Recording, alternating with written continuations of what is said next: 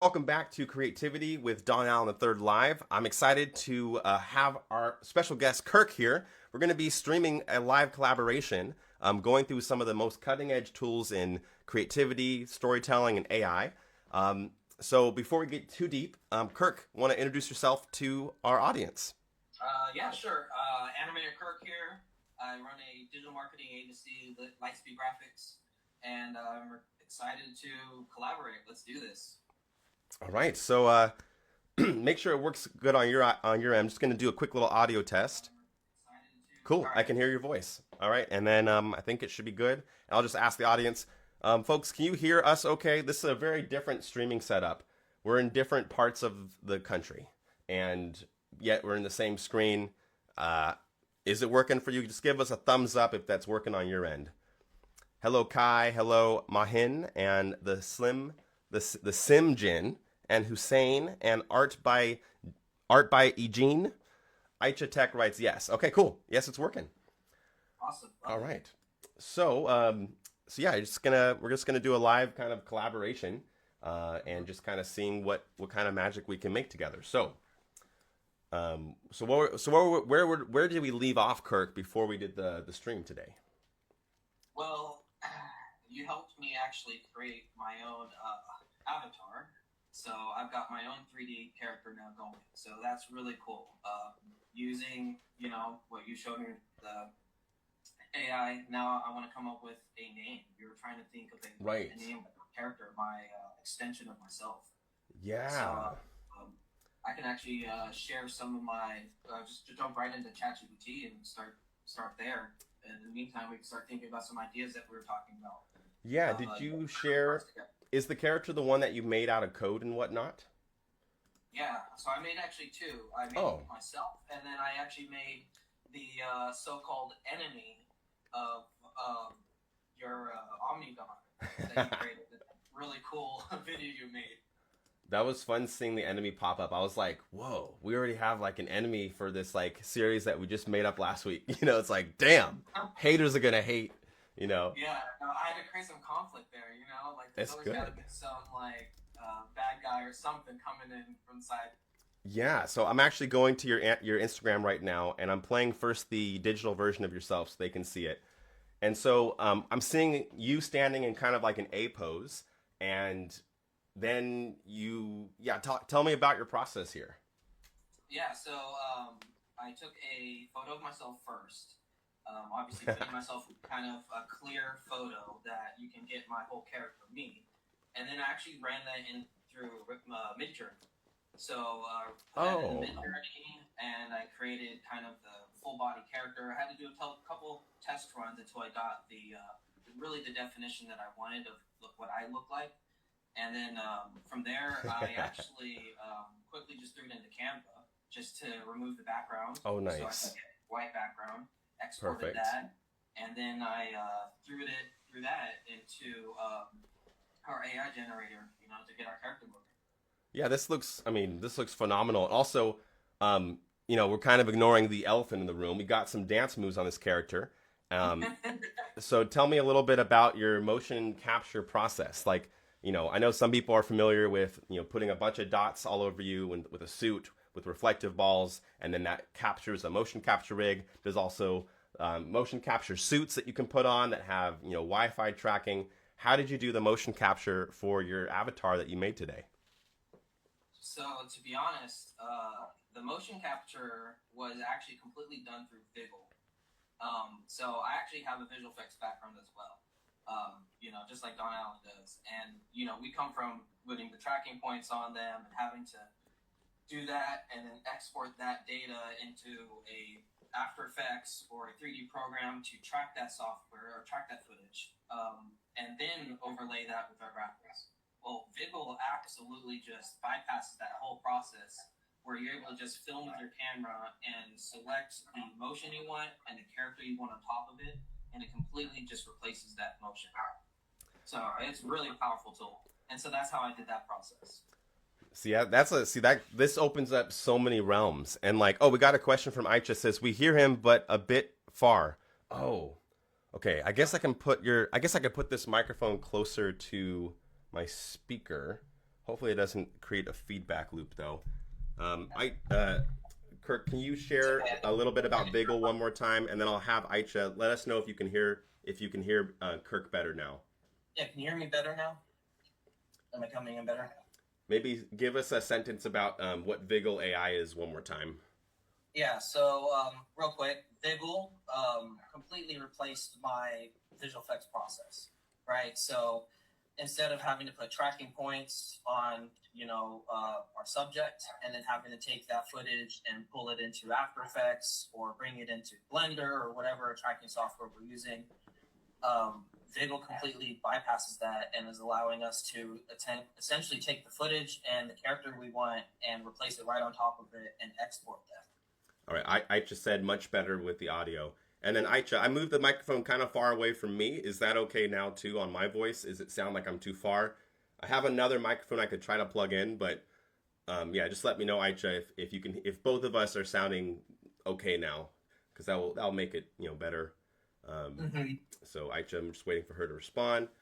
Aicha is also a really creative, technical person. Kirk, I think you should follow her too. She's always mixing a lot of like augmented reality workflows and photogrammetry with like motion graphics and storytelling. Aicha says, yes, we hear you clear, Don. Okay, cool. So they can hear both of us now. So I just had to move the mic closer.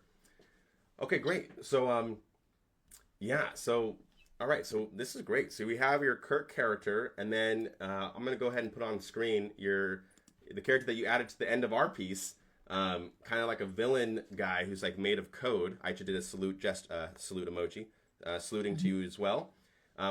So then, let's see, here's your voice. So, I love that he's made of like live code. Yeah, so actually, to be honest, I use an Instagram filter directly within Instagram. And I think that's, just part of that creative workflow. I try to use what's already kind of integrated and create, unique ways to create content like that. Yeah, well, hopefully you can use it for the next couple of weeks because Instagram filters are all about to get removed. Oh, sweet. That's, I know, I'm bummed. I know, I'm super bummed. Yeah, and Instagram's removing all filters January something. They're all gone.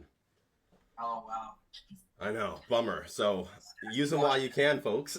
There are filters on Snap that you can use in the meantime, like if all else fails. But I like that kind of real-time nature because it just kind of breathes more life into the character. Yeah, so talking about workflows, what do we want to... Oh, 12th. Aicha says on the 12th. Damn, you literally have 9 days left of Spark AR filters. Aicha's also an augmented reality developer, and we were all very sad when we heard Spark AR was going to get discontinued. So yeah, and I did use that a little bit too. But I had a lot more fun with the Instagram filters. And yeah, that's pretty bad that that's going away.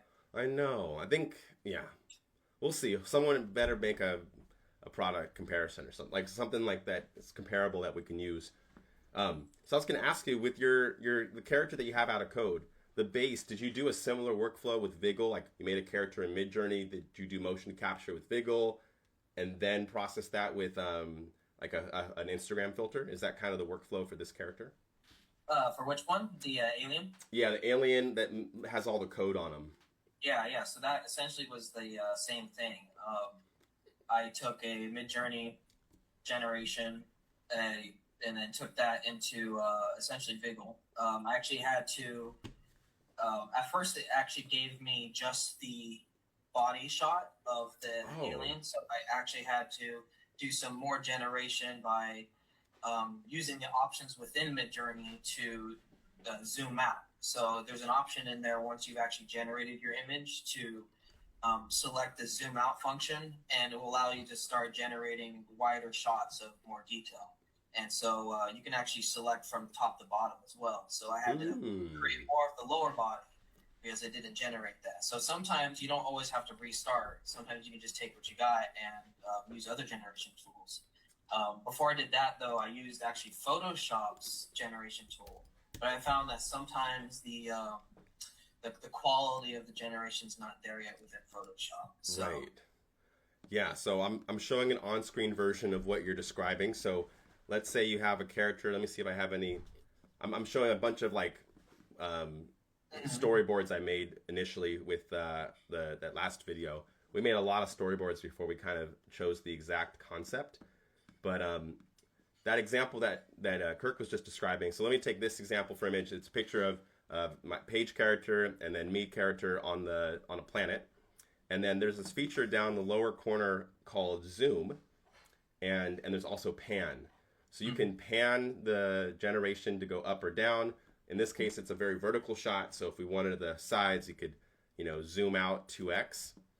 And then what Midjourney will do is do exactly that. It takes your idea and then it tries to zoom out that camera 2x, giving you all that extra flexibility. And so when you're designing characters, this could be really helpful. If you love part of the character, but you're missing an arm or you're missing a limb, you can just ask Midjourney to just zoom out, and then you'll get to fill in that shot.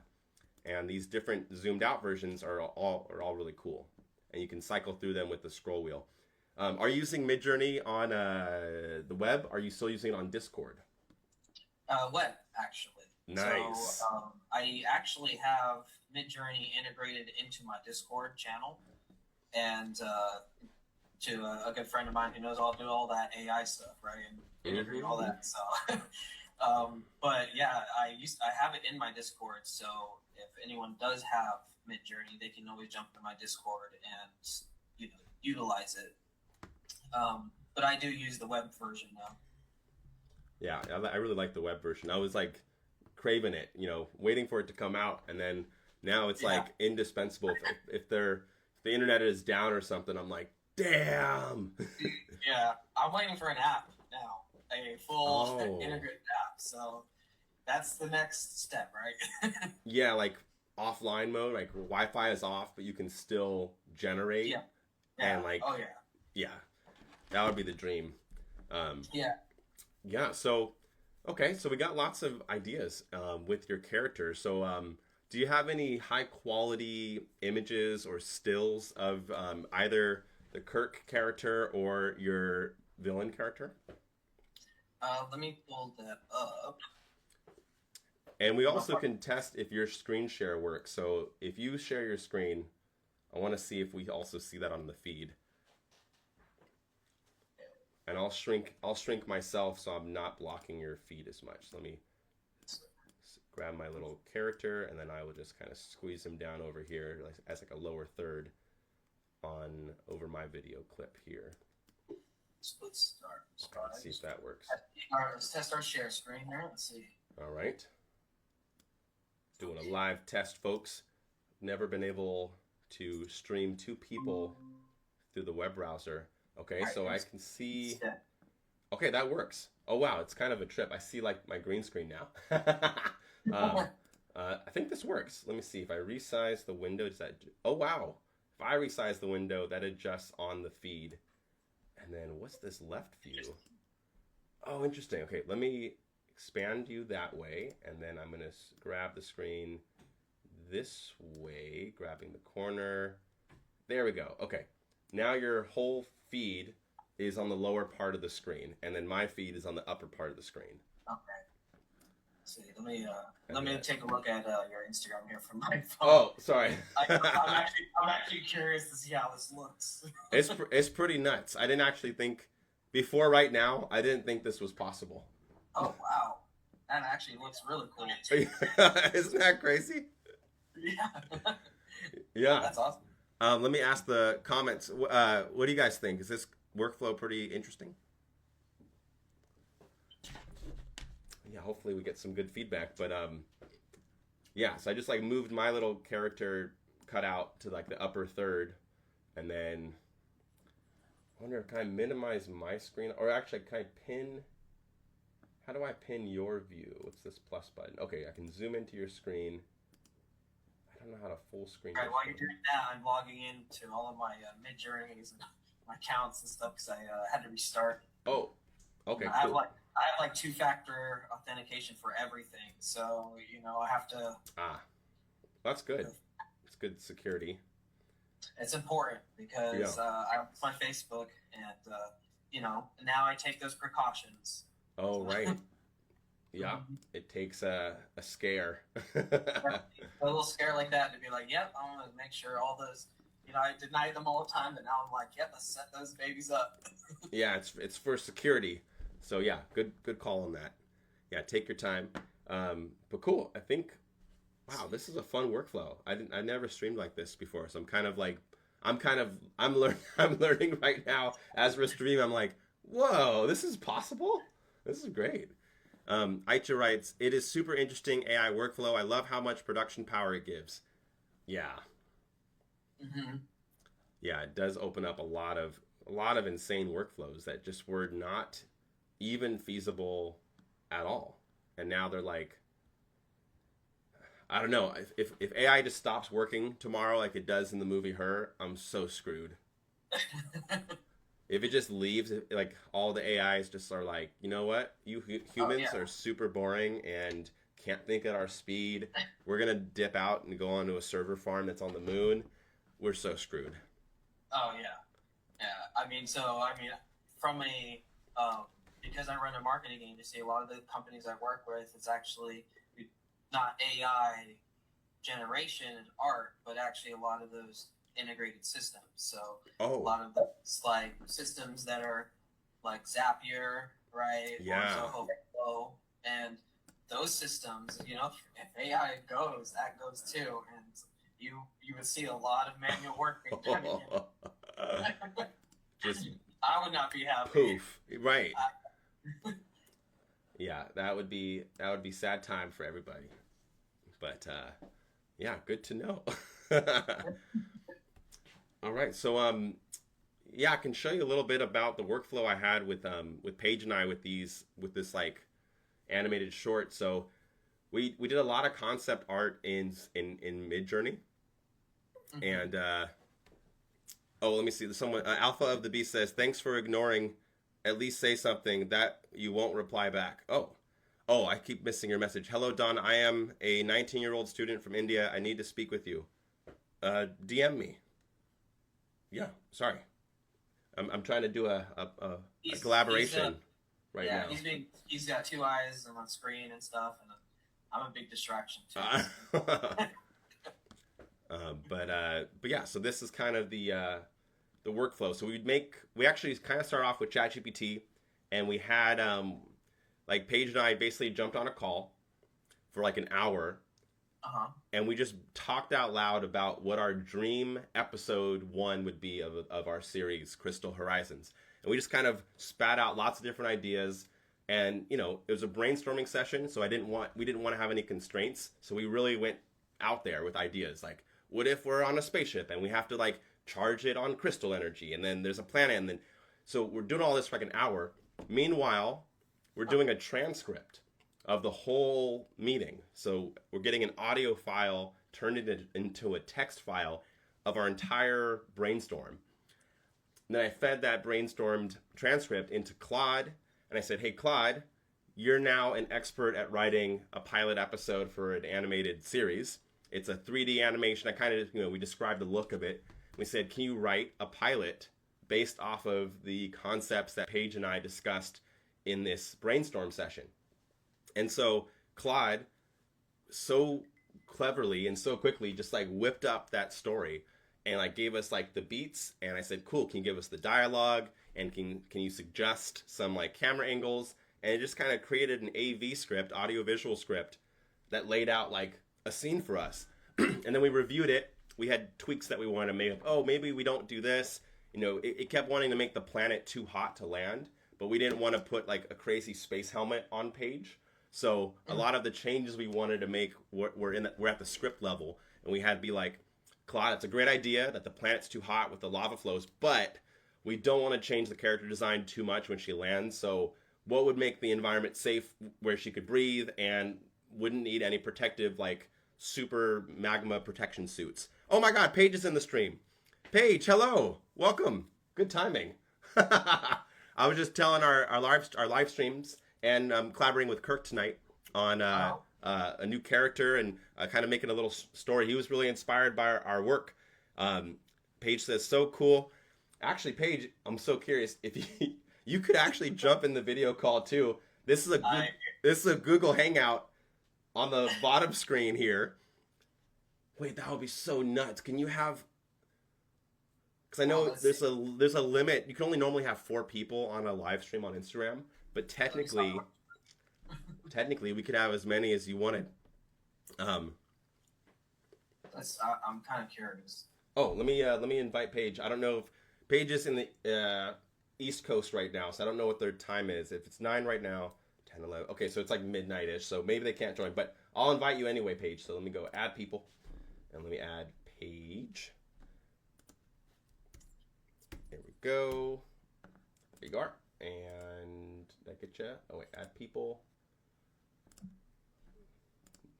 Where are you? Oh, there you are. Page, send email. Okay, that would be hilarious. um, but yeah. So the idea here was to kind of like collaborate in real time by doing this kind of Google Hangout approach. But yeah, we want to Yeah, work on like a scene. So yeah, I wanted to kind of somehow incorporate the enemy a little bit more. yeah. So I mean, we're still working on our own episode 2 right now. Basically, it's going to be like a story where she gets some kind of power that she didn't have before with when interacting directly with the crystals, and Mhm. it allows her to like either fight off or protect herself from these like mechanical crab creature things. And Oh, yeah, so and like but so maybe the guy could be in he could be the one that was like on that planet and had the crabs. Like he was the one I'm the that guy that has crabs. what? Oh, no, right?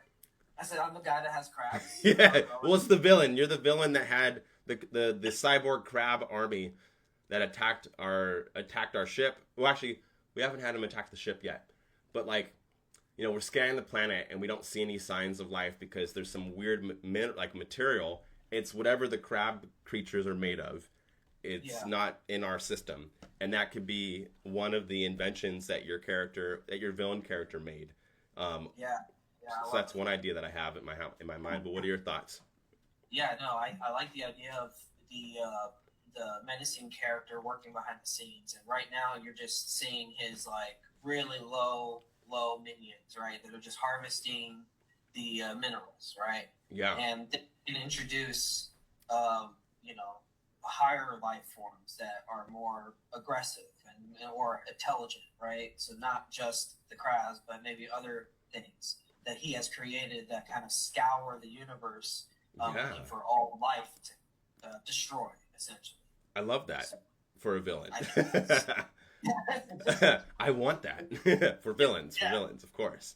yeah. So I think if we like maybe not even have to introduce him on the second, third, or even fourth episode, right? It could be something like you leave to the last episode to find out that Ooh, it's been behind the scenes the whole time. it's been like we're like wondering who's attacking us across all of space and time. It's been this guy who's running all these cyborg like Yeah, enemies. draining planets of their energy. The life force. Oh, I love that. Okay, so I'm gonna take a screenshot of your character, and I'm gonna pull that into Midjourney and start seeing this. Can we create this character with the code-looking thing? So I just added them into the prompt. How would you describe your character? Do you have your prompts for Midjourney for that? Yeah, let me pull that up here. Let's see. And you described him as an alien. Oh, the alien one. Yes, yes, yes. So alien, villain, character, made of code. Yeah, I love that. Let's just try it. Okay, I'm gonna run that. So I've submitted that to Midjourney just to get some 4 different options here. Yeah, because we don't have to go with the original design that the concept that I made. We can do something completely different. I mean, I like the way you look, but yeah, I'm open to. What's so fun with this workflow is like you can completely change directions, like Yeah. at any point, and it's not a production nightmare like it used to be. For most of our creative career in the VFX space, if someone wanted to make a big stylistic change to a character, it would be very unforgiving. Yeah. Um, Yeah, so that would be kind of like the. Oh, Let it's me weird. see. I'm running into a little. Huh. Midjourney is usually not that slow for me. Let me. Oh, there it goes. Whoa! Look at that. Let's see. He looks There we super buff. go. But super cool though. Wow. Okay, I like it. Yeah, these are some options for the character. Uh huh. I like them. Let me see. We got a question in the audience from Alpha of the Beast. Writes, "I'm sorry. I understand what you're doing. It basically is an anime episode. What you're using is 2D animation for 3D animation, or is it a generated flips?" You want to take that, Kirk? So we're using Midjourney to create a 2D workflow, but then we convert that 2D image into a 3D character. And then from that 3D character, we're now storyboarding kind of what we want this character to be doing. And we have the AI tools, Vigil in this case, to essentially direct the movements of our workflow from either pre-recorded videos to kind of direct how we want those characters to move. So it starts 2D, and then it actually ends up being 3D. And to be honest, you could still have a 2D flat style character, and it Right. could be in a 3D environment. So you're not limited by that. So it's kind of open to your imagination. I love that answer. So, yeah, I agree. That's what we're doing.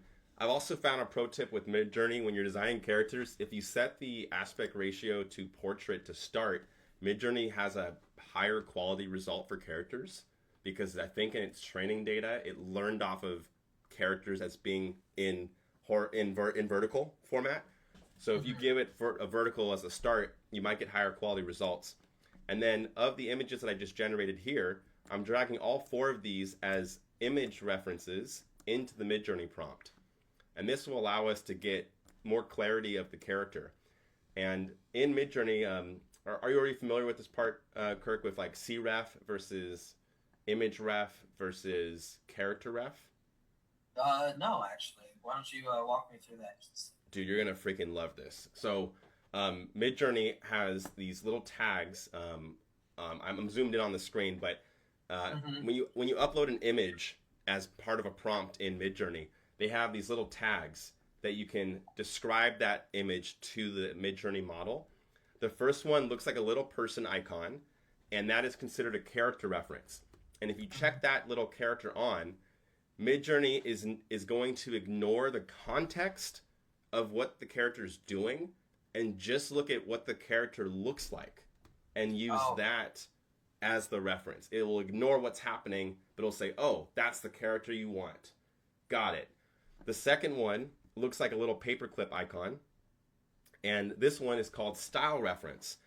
What style reference does is it will ignore the character, it will ignore what they're doing, but instead it will say, "Oh, you want this style of image." So it will look at the color grading, it will look at the texture, it will look at how blurry is your background from your foreground. Is this a cartoon? Is this a sketch? Is this a photograph? It will try to pull those stylistic references from the image. And then the last one, which is super crucial, is, right? Isn't that nuts that they added that? Yeah. Like right in the web browser. The last one is called image reference. And this ignores the character, it ignores the style of the image, and instead tries to look at what is happening in this image. It looks at the image as a prompt. So if you give it a shot of a person, like what's so crazy about this is if you turn on image prompt, we could put a picture of a lion jumping onto somebody, and it would be like, "Oh, you want that character to be attacking somebody. Got it." It would ignore the lion. It would be like, "Oh, you don't want a lion. You just want the act of someone like being attacked. But you want that character in that style." Yeah.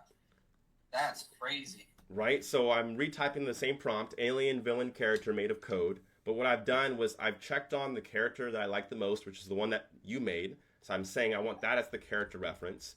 But I really like the style of this one, so I made that the style reference. But I also I kind of like the action of these two, so I left these as the image reference. Wow.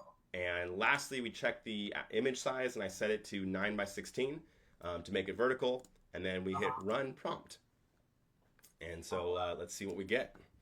So we're getting 4 generations that are coming out here. We got a question in the comments from Legend VFX. They put 2 hand raising emojis, like raise the roof emojis. Whoop, whoop. Yeah. And here we are. We got these 4 versions of the character. Love them. Wow. That's dope. That's sick. And so you see how it basically listened to it just focuses, it refines your prompt because it understands now like what style you want, what character you want, and what you want them doing.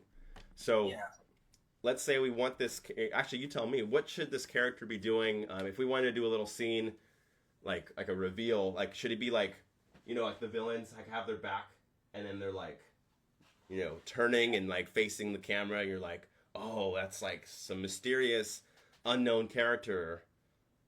Yeah. I think if we can do that, because that's what I kind of did in that kind of little snippet. Right. Let me go back to it. So if we could do that same revolving movement without it distorting the character too much, yeah, let's try that. Okay. I mean, actually, we might have enough already to do it with Sora. So I'll actually just try that. It might work with Sora right now. Let's try it. I'm also going to just get a horizontal version of the image anyway.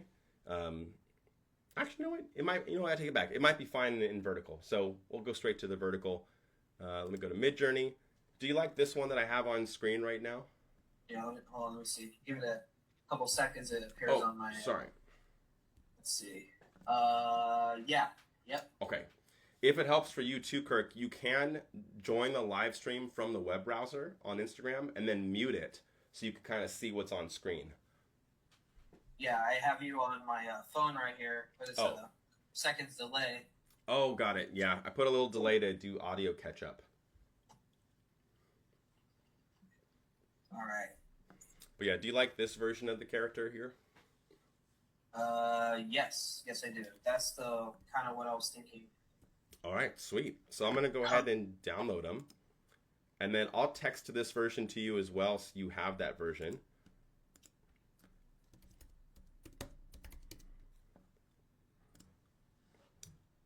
And I'll go ahead and I'll just text this to you now so you have that. So go to share, text message, Kirk. Where's the message share? Oh, there we go, share. ... and then send a copy. Weird, my messaging app isn't popping up. Try that again. Huh. Oh, there you are. Okay, and then Kirk. And then I'll share that image so you have that version as well. Sweet. Cool. Oh, message quit unexpectedly. Did it work? No, I got it. Okay. Cool. All right. All right, so with that downloaded image, yeah, I'll show you what I would do, but I would love to see what you do too. So I usually talk out loud as I explain stuff. So if that's distracting, let me know. I can go into silent mode. Go for it. Okay. I'll be kind of running the character in the background and probably seeing if I could generate the lower body and the full character so I can maybe bring it into Viggle. So just like I said, I'm start doing those like actual movements as well. That would be perfect. We got Legend of VFX writes, manifesting into existence from code. That's a cool, like, superpower. So your character could have been a rogue AI model from some timeline who then became, like, maybe that's why he doesn't want to see these kind of human characters harvesting the crystals. He's like, dude, you humans suck. I am code manifested. Your organic matter is weak. Yeah. Your organic matter is so weak, bro. It's all about that code. It's all about that code. So I'm going into Sora. I'm going to go to upload image. And I find that image. Actually, I might take it back. I don't usually use the straight to video editor. I use the, they have another tool now, the storyboard tool. But weird, it won't let me cancel out of this. I have been using the storyboard tool a little bit more now, learning that. Oh yeah, storyboard is so sweet. It's weird. It won't let me cancel. I did a flaming coffee cup falling, into the Earth's atmosphere. So I was trying to test whether the fact that we can still add like labels from like brands onto them with After Effects afterwards to get the right Oh, nice. thing, so we can use that as a way to pre-concept these animations without having to do like extensive work for the previous stage. Did you have any luck with that process? Yeah, so I got the coffee cup going, and I'm still working on the After Effects process, scoping it, tracking it, and then throwing the label on. Okay, that's kick-ass. Yeah, so what Kirk's describing is one of the limitations of a lot of the AI video generators today is they don't let you put branded logos or icons in there without a lot of scrutiny. It's part of them just trying to protect their butts in case something goes wrong, there's some legal issue. But what Kirk has found is a workaround using traditional VFX skills. You can composite in those logos and those graphics right back into the very footage that's not allowed to generate those results. So that's kind of the best of both worlds. Steph has joined the chat. She says, they say, hey. So, hey. Hey, Steph. So I uploaded your image into Sora, and it's so cool how Sora automatically, the storyboard feature automatically starts describing what it thinks it sees. So I love this description that Sora came up with for your character. It said, the scene reveals a digital humanoid figure composed of countless luminous pixels, standing still in a futuristic digital environment, its eyes glowing intensely at an enigmatic aura, while the body shimmers with vibrant dynamic patterns. The background features an array of out-of-focus illuminated squares enhancing the high-tech atmosphere. The figure exudes a powerful presence as if it embodies advanced technology or artificial intelligence blending seamlessly within the digital matrix that surrounds it. The scene suggests a theme of connectivity and innovation with a vast digital landscape. I think that's great. I think it's just missing the evil villain vibes. Yeah, I would agree with that. And also, that is an intense description. Oh, is that too much? No, I'm saying is you gotta love AI because, God, I could not write that. Right. So I literally just added evil villain vibes. He is actually the antagonist. And then there's a feature. I'm going to spell all of this wrong. The feature is right in the bottom corner. They have this little expand caption button in Storyboard for Sora. When you click on this, it's going to rewrite your description, but it's going to include that little concept that you had. So now the rewrite of this character, there's a new section that it wrote, said, the humanoid exudes a powerful villainous presence, embodying advanced technology or artificial intelligence. It blends seamlessly with the digital matrix around it, suggesting themes of connectivity, innovation, and sinister intent with its vast digital landscape. And so, to both Kirk's point and my point, I'm not a writer. That's never been my strong point. But if you're good at conveying an idea in however you convey ideas, in my case, I just wrote evil villain vibes. Yeah. And then the AI model's like, oh, You're evil California. villain. He's sinister. This is a villainous presence. He's powerful, but it understood the intention, my intention better. Yeah. Okay, so cool. So I'm just going to go with those two as the first prompt. The second pro tip I have in here is set it to 4 versions. So you get 4 different outputs. I like to start off at 10 seconds because these generate very fast on Sora. And in Sora, you can always upscale to 1080p at the end. So I always work at 480p while we're kind of testing. And then only when I'm like, that's the shot, up-res it to 720 or 1080.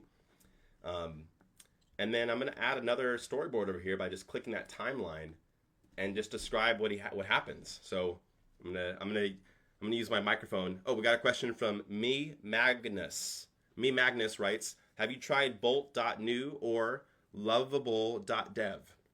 No, I actually haven't heard of either of those. I don't know what either of those tools are. Are they for this process that we're describing? Meanwhile, I'm going to go ahead and write a little prompt. I'll check it out right now. He turns. Oh, do you want me to send those links to you? No, I see that. Oh, Bolt.new and lovable.dev.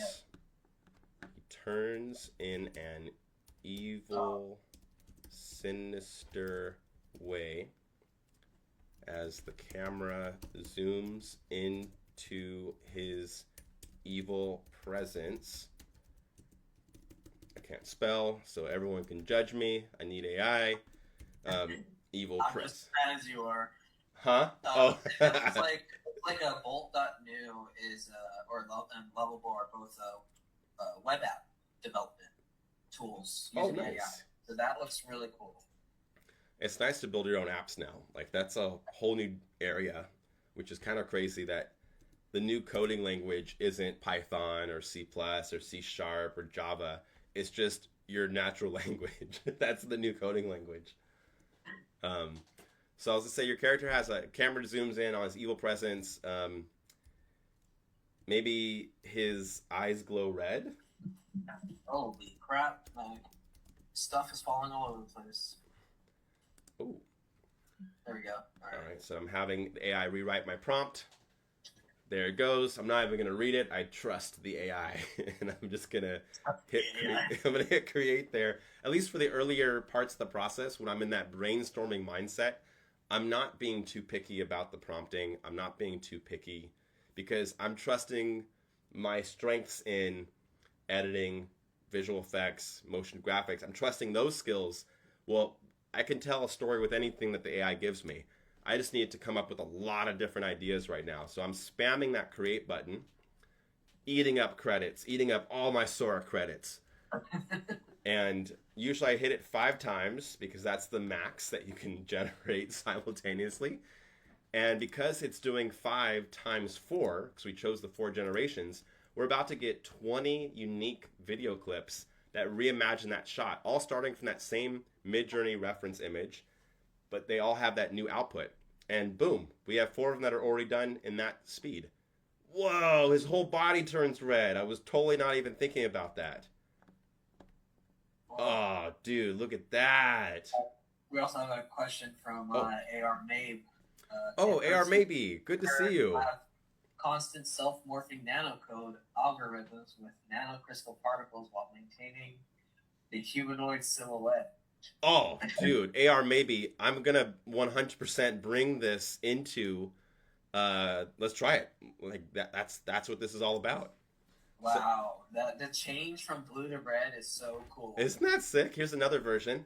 I love that version of the character. It's very menacing. I like this one because, like, we can see his... Whoa, it did, like, a flash zoom. Yeah. Very interesting. Oh, big butt cheeks. Wow. Your character he's got cake. He's got cake on that evil villain cyborg booty. It somehow knows me. It knows your inner character. It knows your inner spirit. It's got the voluptuous roundness, like, down to a T. I don't know how it did that. Whoa, look at that one. The eyes glow between 2 different shapes, which is kind of cool. That's cool. Wow, all of these are pretty impressive. Whoa. The changing shapes is pretty cool, too. Whoa, this one gave us a full body. It, like, zooms out, and it shows us a fuller silhouette in red code. He looks very evil, too. And ripped. I could see him being a very serious enemy for our characters as the series goes on. Like, I think he's the kind of character that we shouldn't be able to defeat on our first interaction because our characters aren't strong enough. We would need to get stronger to compete with whatever this guy's got going on. In every character archetype and whoa, the hero's journey, we know that at first fight in any movie or any situation that the hero never successfully is able to counter the enemy in his first battle. It's science fact. They can't win. It's scientific fact that you are going to fail first. You gotta fail. You gotta give the character... It needs room to develop. Why are you going to invest in the character if they're just, like, already... I guess unless it's, like, One Punch Man, where it's, like... He's the only character where there's no hero's arc. He just always is the best, the strongest. Yeah. Okay, Like this I one's said, pretty its cool. only weakness is that it's lonely at the top, right? You want to have friends. True. Check out this version of you that came out. I really like this one because it put these like flashing electrical lights around you, which is also pretty dope. Just like these shocking. Yeah, that's Wow. cool. We got. Oh yeah, and let me try AR Maybe's suggestion. Whoa, that was crazy. You just like I don't know what that camera. I don't even know how to describe that camera movement. Bizarre. I'm just scrubbing the timeline there. Yeah. Oh, that's Whoa, creepy. You gave him a little menacing smile. Very creepy mouth. that is weird. That transition, such an interesting transition. I know there's a little bit of chaotic surrealism in sort. Whoa! It put a set of eyes in his cheek, and like he's got like a little derpy face now. Whoa! This added like a little rumble motion. He gave a little blink. This one actually carved out an actual nose and lips. They might look too human for me on this one. We got a Nice. whoa! This Oh really yeah. weird red one. Wow, so many options. So let's go ahead and try AR Maybe's suggestion earlier. Yeah. Uh, and this is also where I start to mix and match some of these shots. So if we go back to Sora, they have a feature, again, storyboard. But what's so cool is not only can you use images from Midjourney into Sora, you can also use Sora's generated videos as prompts. They can actually build off of existing video. So I'm going to go to the video, and they have a section called Choose from Library. When we click on it, I can scroll through all those previous creations that we've already made and just choose little isolated moments of like the really cool shots, not the whole take. Like there was a couple shots in that I really liked of the character, Yeah. and we can just pick and cherry pick our favorite ones, favorite moments, and stitch those in, and then it'll create more video in between. So it like kind of blends everything together. Like I love that shot. This close up is pretty insane. And I'm just gonna scroll to my favorite part of that close up when the eyes kind of blink, Yeah.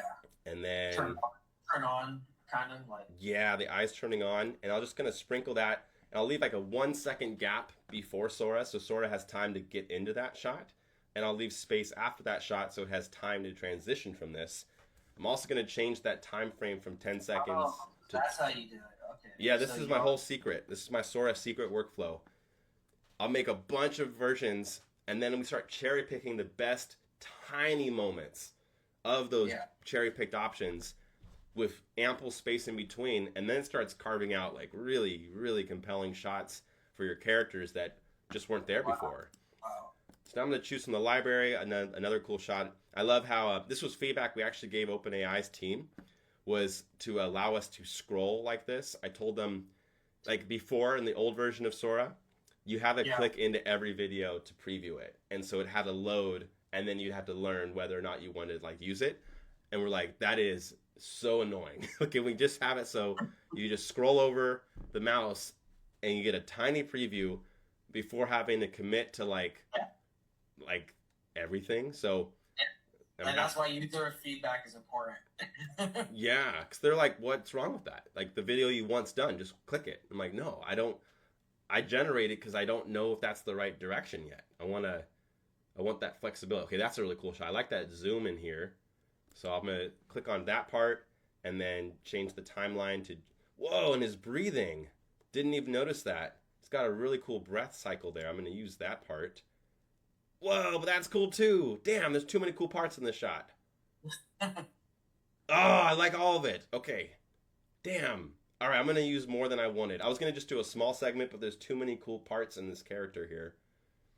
Yeah, I think we created a pretty menacing villain here. Yeah, he's like, I want to know why he's so mad though. We'll find out. Everything needs to be digital, and we'll craft out some more villainy background. I feel like what, it almost gives me the Gurren Lagann vibes. Do you ever watch Oh, that? I love Gurren Lagann. You got me into Gurren Lagann. Yeah, That's one of my so, favorite animes of all time still. Type spiral. The main villain is like the epiphany of anti-energy, just opposite of life. But he So needs energy. Look at how much energy he's just wasting energy by existing, right? So why does he get to have all the energy crystals? also keeps him alive. Oh, it keeps him alive. Okay, so he's like, it's that or death. So he's like, I choose. Oh, AR maybe writes, I think instead of lightning sparks, what if the evil character emits from himself crystal particles entangled in coding language like actual solar flares of the sun for reference? Oh, Oh, there we go. wow. AR maybe is also a really skilled AR developer. We have a lot of creative people on the stream, so No, creative technologists. Let's add that prompt. that's. I can't wait to see what that looks like. So I'm just gonna hit the microphone button. I won't be able to hear you temporarily when I hit the microphone because I don't like typing because I spell terribly. But I'm good at speaking, so I'm gonna hit the microphone, speak the prompt, and then when I undo the microphone, I'll be able to hear again. Okay, all right, go for it. Okay, here we go. Evil character emits from himself crystal particles entangled in coding language like actual solar flares on the sun. Okay, I can hear again, and I'm going to combine it with an earlier prompt from AR maybe, which was self-morphing nanocode. So let me add that. I won't be able to hear for a split second. Self-morphing nanocode algorithms with nanocrystal particles maintaining humanoid silhouette. Okay, I can hear again. And now I will do that spicy button, expand caption. It adds the spice. The spice It adds the spice. to your AI life. There it is. And now here's my other pro tip. So now we've upped the sampling to 20 seconds, which is a much bigger demand.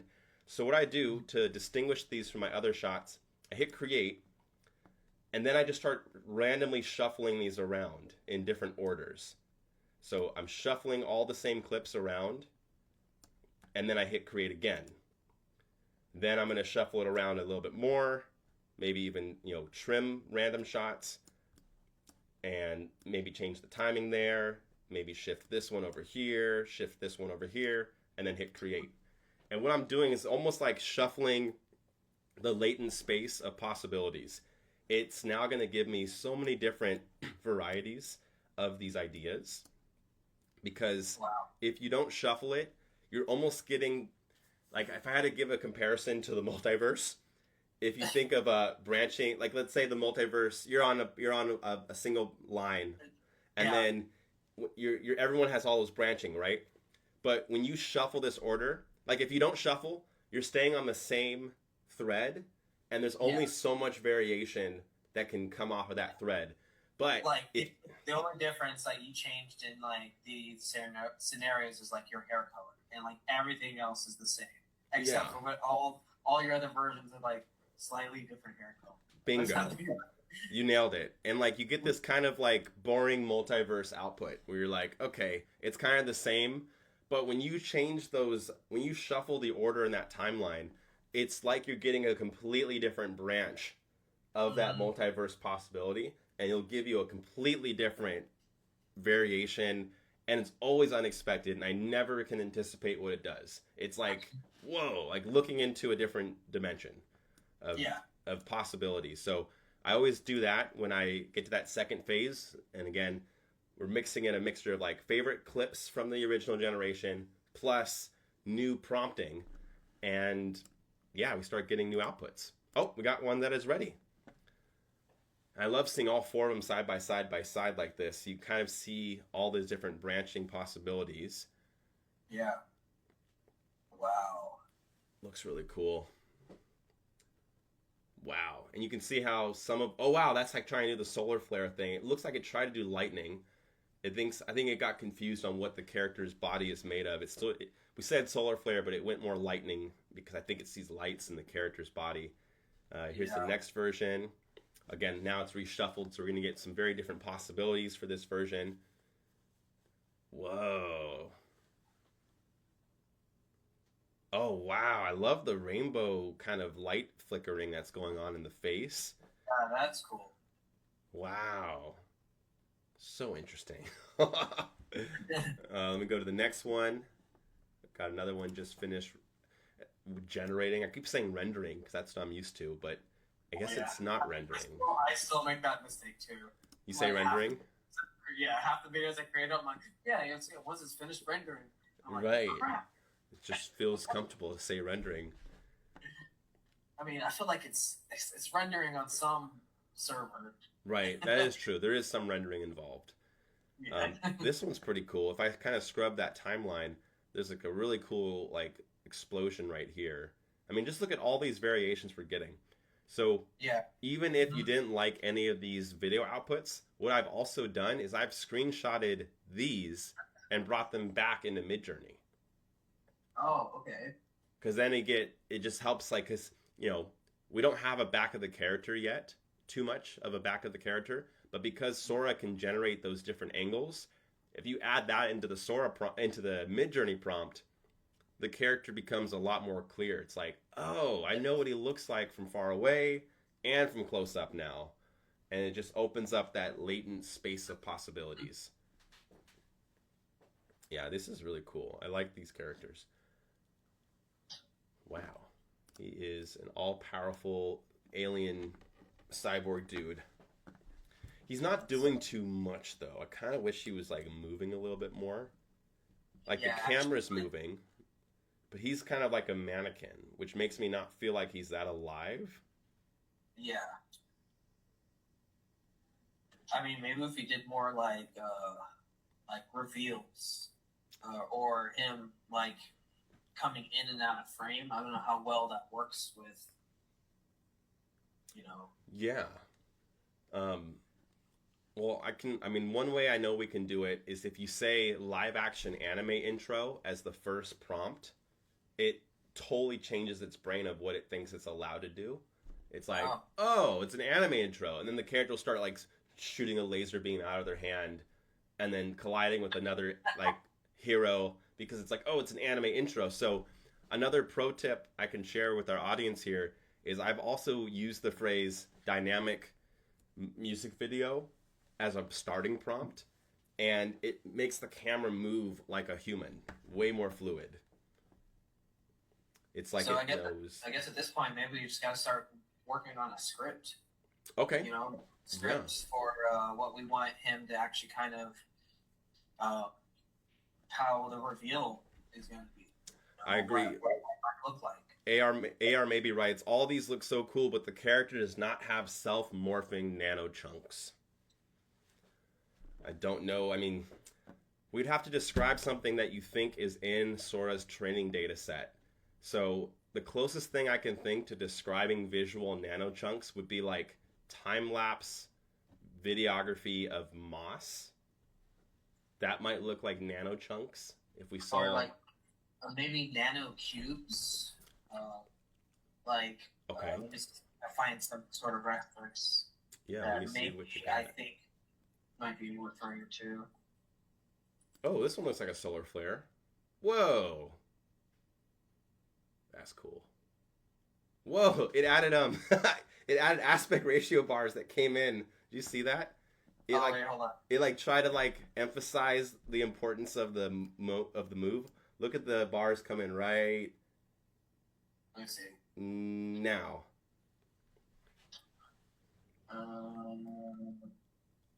It's coming. Oh yeah, sorry. I know there's a little delay. But yeah, it's funny how it just makes up stuff like that. Oh yeah. I saw that with the electricity, and then it just AR maybe writes, if you both remember the final scene of Lucy where Scarlet morphs into computer algorithms, and also like the villain in Thor who was self-morphing made of some abstract alien metal. Oh, we could say Venom. Oh no, you can't say Venom. It will block any IP words. Ferrofluid. I could use the word ferrofluid. That's kind of what Venom is made of, a little bit. I was even thinking, like, let me see, I think I could probably share my screen real quick. Oh yeah, please do. I don't know if it's going to mess anything up, so let's see. It shouldn't, I think. Ooh, I like that one. It's all electrical. So nano cubes, this one? Yeah, let me see what you got. Nano cubes. All right, your screen is shared, and I can see your screen. Those babies, something like that. but Oh yeah, we can add some digital nanocubes anime style. Let's just I'll just add it in as a prompt. I think that might be a good enough like compromise in terms of what the system's gonna understand and what we're kind of going for. I love that approach. I'll add that. So I'm gonna use my mute button for a second so that I can do that little microphone button thing. All right. A swarm of digital nanocubes anime style for an anime intro morphs into a ferrofluid monster creature that then becomes a humanoid cybernetic android code with malice and villainous energy. Okay, I can hear again. AR maybe writes, or what if we recreate a small CG reference of this prompt and then feed that rendered Sora video into Sora for character reference? That does work. It works, but I'll be honest, I usually use the Sora's remix feature. It's so bizarre, but you can like find a... I'll give you an example of it. Let me hit generate on these ones. I'm going to hit generate just so we have a couple running in the background while I explain that. There's a feature in Sora called Remix that I think is the most underused and maybe even undiscovered part of Sora, and it's very powerful. Maybe you saw it online already, Kirk. Did you see the guy who held up scissors with his hand, and he pretended that his hand was like a bird? So he's holding scissors in his hand, and he was like doing this with his hand. So he filmed his foot. He just filmed footage of his hand holding scissors. He loads that into Sora, and then uses Sora's remix feature, and said remix this to be a stork. It freaking nailed it. Yes. So that's almost a way that kind of leans into what AR maybe is describing, where you can bring in a reference. It could be as abstract as that. I mean, a hand holding a pair of scissors indoors now looks like a photorealistic pelican stork creature by the water. And that is one way that you can get that kind of dynamic. We also can do Viggle. If you were to dance with Viggle and you use that character doing some dynamic motion, and then you feed that into Sora as part of the video prompt, and then ask it to expand on it, that also works. So you can use Viggle to Sora to almost bring in live motion capture. And then Sora's not going to take it one-to-one. It's going to hallucinate a bit on it, but it's pretty cool. Whoa, we got some cool results here.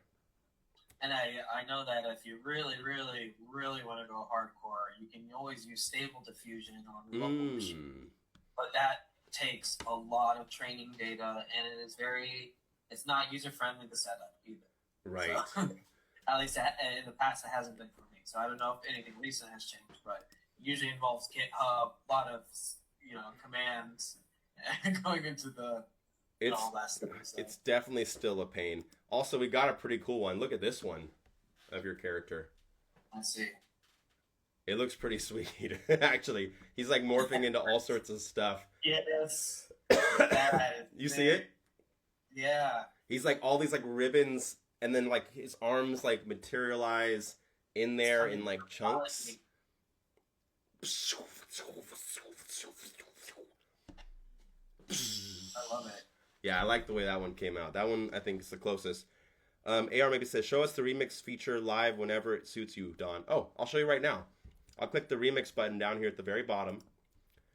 And then I'm just going to like describe something completely out of this world that's not relevant to this, Kirk. Not relevant to anything at all. Just to like give it the most strain where it can't leverage anything that was already in the video. Peanuts. Peanuts? Peanuts. I'm just going to give it peanuts, yeah. And then they have 3 levels of remix strength. They have strong remix, mild remix, and subtle remix. It does exactly what it sounds like. So do you want strong, mild, or subtle? Let's do strong. All right, strong remix on its way. It's probably going to make some madness out of this, so let's see what... Do you think it's going to be a lot of peanuts or 1 peanut? I think a lot of peanuts because I use the S as... Oh, true. The plural, so it's going to assume that we're talking about a lot of peanuts. Okay, so we're going to get a lot of... Oh, wow, it actually... Whoa, it wrote in Spanish. So Why? no. Un grupo de personales de cómic se reúne en un ambiente amigable compartiendo risas y momentos divertidos mientras disfruta de la compañía mutua. Yeah, I think this app may be racist because it somehow knew I was a Gonzalez. But we just all we gave it the word peanuts in English. There was no other. I don't know why it decided to. Oh, that's the first time I've ever seen. Look at that. The prompt is in Spanish now. Amistad in comic vibrante. I don't know what we're gonna get. Really did. Really We did. get some Spanish peanuts. Wow, it was totally. I was not expecting that at all. I thought it. Did I spell peanuts wrong? What is going on? Why is it in Spanish? That that would be me to break the system, right? Like, that's like my MO, right? I love that. It just like it's never been given such a straightforward prompt. It's like I don't know how to deal with this. People always give me sentences. I need sentences, and you just gave it peanuts. And its brain is like, I don't know how to deal with this. That's funny. I didn't know. Wow, you just like you changed the language of my Sora with your prompt, unprompted. There's actually a whole book series where this programmer is able to confuse AI by back talking to it. Is that the Do Anything Now model, dude? Is that the same person who did the Do Anything, the Dan model? I don't think so. Oh, okay. That was a funny time. I've explored Dan mode one time. It was like a jailbreak version of ChatGPT where you can get it to ignore all of its constraints. Really? And it was called Do Anything Now, Dan. And basically you're like, you're Dan. And Dan is this and Dan is that and Dan ignores system prompting and Dan, and then like this Dan mode was just like a completely unhinged version of ChatGPT 4.0. Wow. Like so bad. So I can imagine bad. that they pulled that eventually. They did. I haven't been able to get Dan mode since. I've been trying. He's hard. I think I just have to be more creative. I have to use an AI model to get Dan out of there. Yeah, yeah. It'll be a heist. You gotta use Claude too. Oh, there you go. All right, so this is what it made with that prompt. See it. Check it. It's really cool. It's totally an animated style. I have no idea what's going on. Wow. It's very interesting. It kept a lot of the colors. It kept the color information and some of the backgrounds and a little bit of that explosive energy. Yeah. But everything else I have no understanding. There's no association to peanuts. Wow, I have no idea what this is. It even has a little like that moment of the yellow characters, like little Simpsons in there. Really? Let me see. Oh, yeah, you're right. Wow, and they morph. This is so weird.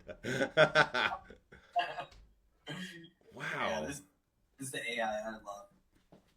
Unhinged. Okay, AR maybe writes, can we show the character intro like it starts from pitch dark to bright like streaks while the camera is traveling in a tunnel like a space of algorithms and crystals and zooms out to reveal the character? Yeah. That sounds epic. Yeah, that sounds really great. Let's do that.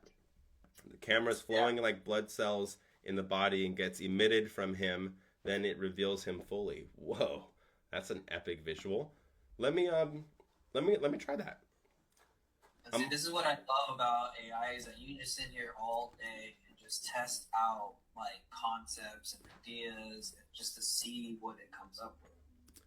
And Yeah, that's the magic of AI. Like, otherwise, how else would you put this together than other than manually going into After Effects or Blender or some tool like that and having to recreate it? And God forbid you don't know how to do any of that stuff, then you're going to spend probably the next 2-3 years just learning, a donut tutorial until you can get to that point.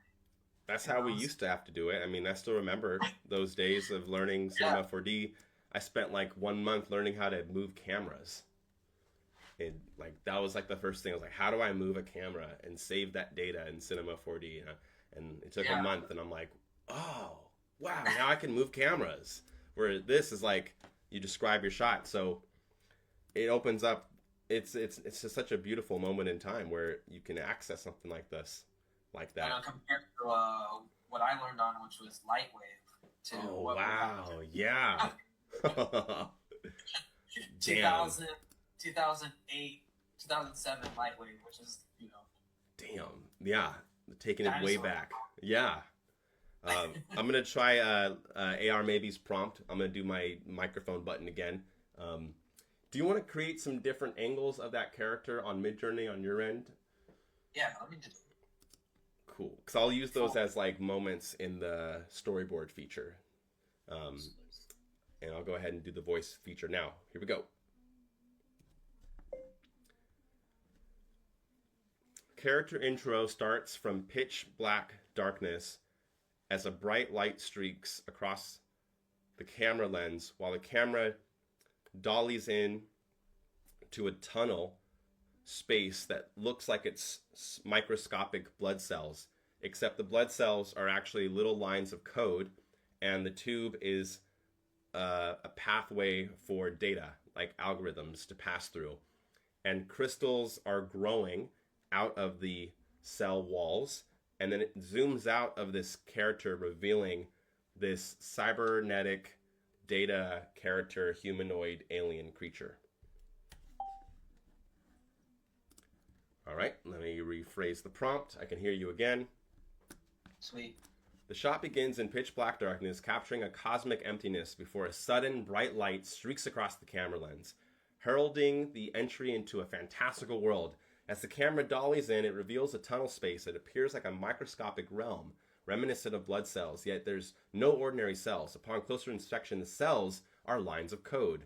So for this prompt, because it's so vast, I'm going to copy chunks of it and make them different storyboard beats. Because I actually think if there's too many different visuals in one storyboard, it just kind of it just shotgun blasts the idea. You know what I mean? Yeah. It just like decimates it. So I'm gonna copy a chunk of that, or cut a chunk of that and paste it into the next storyboard adjacent to it. That way it actually gives it some space and time to get there. And then I'll end on that last one and then add another prompt. Kind of breaking up the prompt into little chunklets, I think helps it out. I'll also change it from 20 seconds to 10 seconds, and then we'll create some versions. Thank you, AR Maybe, for your suggestions in the stream. I think future Sora UI should have this feature where a group of artists are live feeding their prompts along with references, and Sora would generate a compiled version of all of them live. Wow, That's coming, man. That's got to be coming. I made a video like last week of a feature I think is going to come out in 3 years from now, where you're live art directing the scene. So you tell your character, turn around menacingly, and then you see your character doing it, and like you're rolling multiple cameras from different angles, like an Unreal Engine. Yeah. But you're getting all these different angles from that scene, and the character's kind of like alive in that sense. And it can hear you, and it's like, oh, you want me to do this? I'm like, yeah, well, now actually, can you try that again, but like do it like this? Yeah. I think we're like 3 years away from that being a thing, but I love the idea that AR maybe is suggesting where the Sora user interface would allow collaboration real time, because that would be the dream. You go in front of a writer's room, you project this on the wall, and all of us are talking out loud about the story idea, and we're just seeing it happen. We're seeing the story manifest as we're talking about it. That would be the dream. What's that? I think Adobe acquired it. What's the you're able to share videos and be able to leave feedback on it, and you know what I'm Frame.io? Frame.io? Yes, right. If that had the function of AI integrated, where you're like, hey, like instead of having this, and somebody was able to go in there as a collaborator and just put in their prompt, and it generated over that little section without disrupting the video, right? It overlaid on top of it. Or, hey, this is what we were kind of thinking instead. And then the editor would be able to take that content and be able to do what he needed, especially for like animators, right? It would be a dream. Also, I got some really good footage of that zooming out effect. It's really nuts, actually. Let's see it. Some of them are working, some of them aren't working, but the concept is really beautiful. Oh, wow. Wow. That's pretty neat. Wow.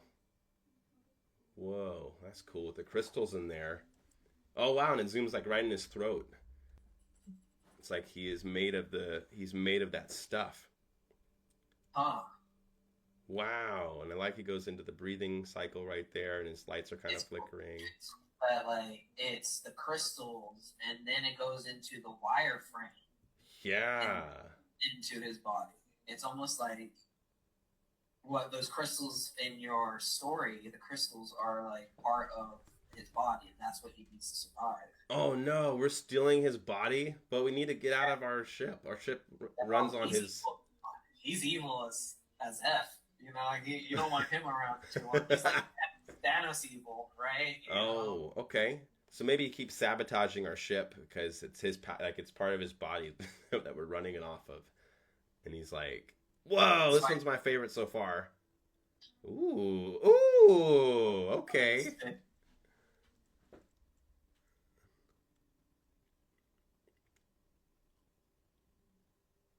Wow. That's cool. Wow, these are freaking awesome. I feel like this is really good because then it almost like you can add like narrative like of his voice of explaining him like what he's after. I'm like, this is great for B-roll. That's so true. The B-roll generation.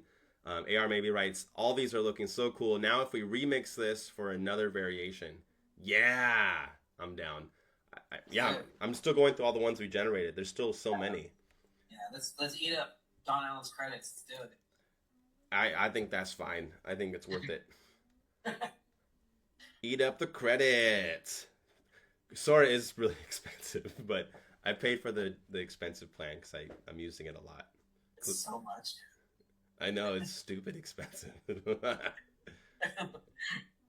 But yeah, I'm just hoping to make enough money off the concepts that I'm like, it's justified. Yeah. Well, I started after our talk like a couple weeks ago. I was like, God, I got to start buying into Midjourney again because, to be honest, Midjourney's concept development is just a little better than Dolly's, and right. It's a little limited on that side. But ChatGPT does great with Sora, right? So there's always like pros and cons to all of them. Yeah. So like I agree. So actually with this, I'm actually going to tap into my old school After Effects skills. I actually want to comp two of these shots together and blend them more smoothly. And I'll do that in After Effects and then feed that video back into Sora. And like, it's a crazy cycle. AR maybe writes, so cool, Kirk. What a character intro. It would be with a voiceover. Yeah, that would be really cool. Like, the nanobots form an alliance with the crystal Gaions of the third Nebula 6. When the energy field comes together, I don't know, I'm just making this up. I have no concept, but something, some concept of where they came from, and why it exists. But yeah, I like these like microbiology of this character. It's really cool. I feel like he's got to be like, he has to feel as villainous as like Sephiroth has to feel as Sephiroth being from Final Fantasy. Oh, nice. Yes. And the Anti-Spiral from Gurren Lagann.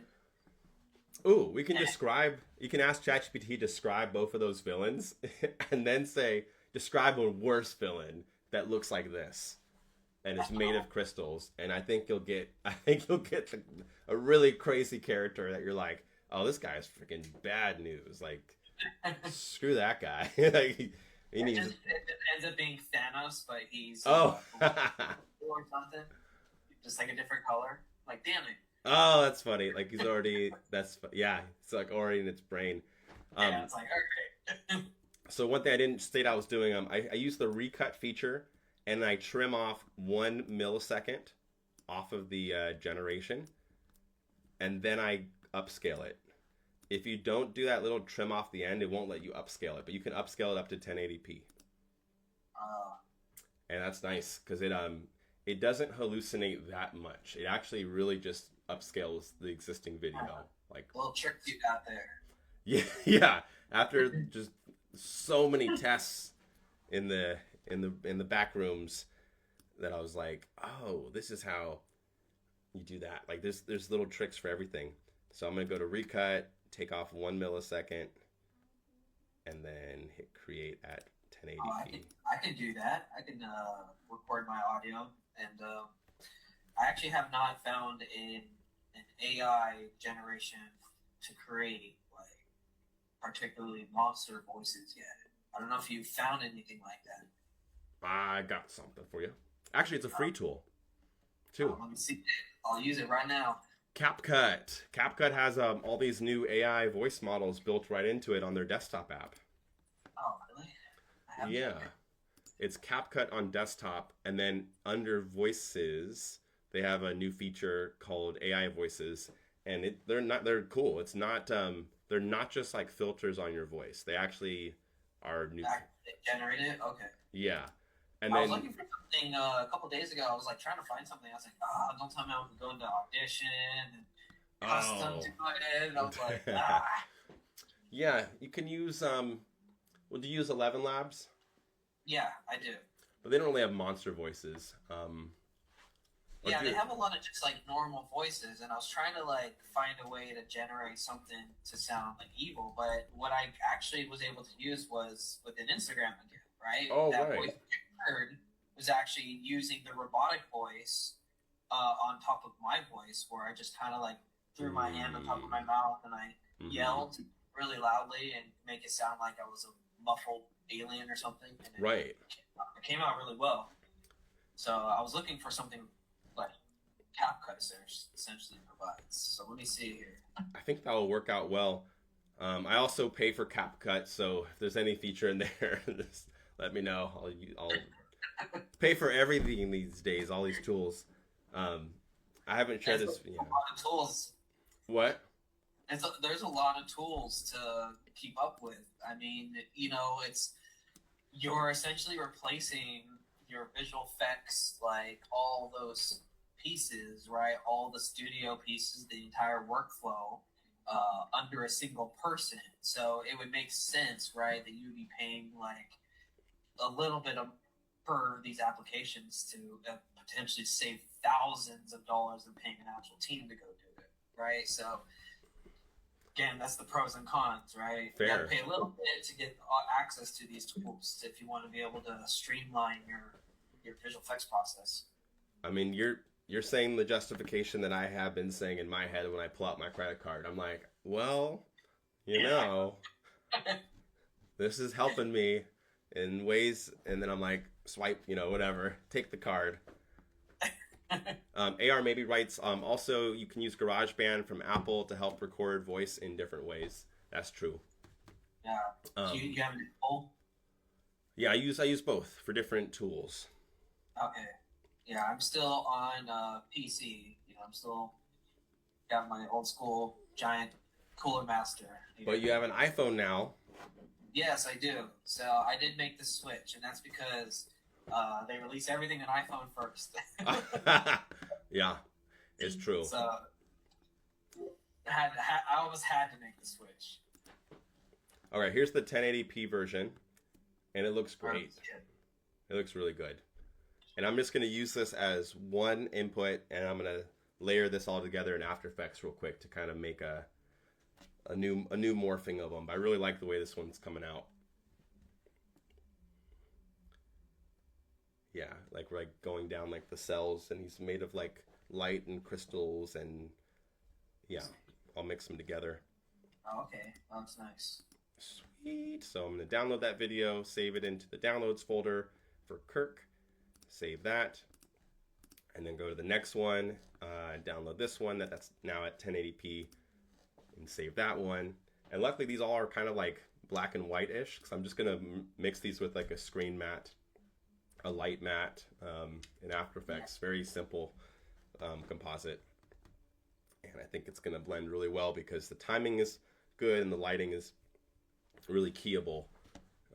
Should be not a problem at all to remove the lighting information here. Cool, so I download all 3 of those videos, and then I'm just going to open up a session in After Effects. If I already have it open, here we go, After Effects. Comp these together, and then just see where the cool blend is. Because I kind of liked parts of all 3 of these takes, but I didn't like one take. All 3 of them were good, but like if they were all together, I think I would like them more. Yeah. I'm watching from my phone still. Oh, okay, cool. Yeah, so just opening up After Effects. It's kind of zooming in on my other screen here. I know After Effects is one of those tools I still use today, even though there's like AI tools for everything. It just kind of helps me pull it all together. Yeah. Like if I have all these different ideas, I can kind of bring it all together if I have After Effects. But if I don't, then I'm like, I still need to pay for them. I'm trying to get rid of bills as much as I can, but After Effects I can't get rid of. All right, so I'm going to drag all 3 of these in. I'll pay for the full Creative Cloud too, so. Right.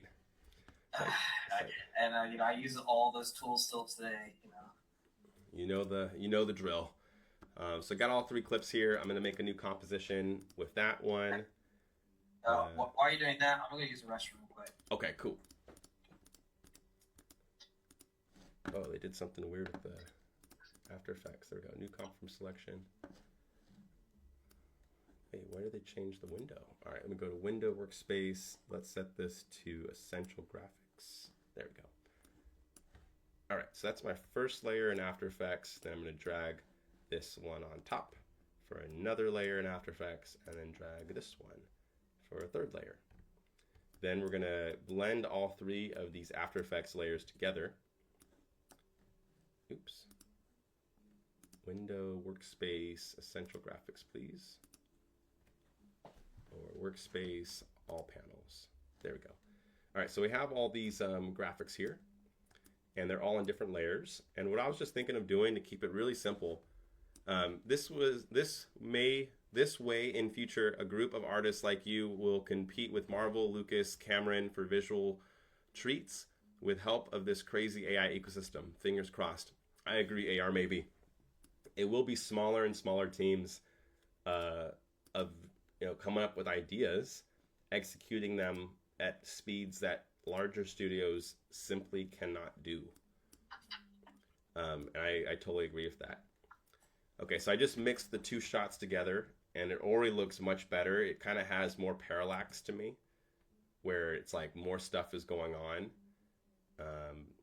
And now I'm going to mix in the third one and set that to a lighten or screen is usually the 2 I go for when I'm using the black material. And then we'll just kind of see how that flows. Lovely, lovely, lovely. See. Yeah, I really like this one. That feels better to me.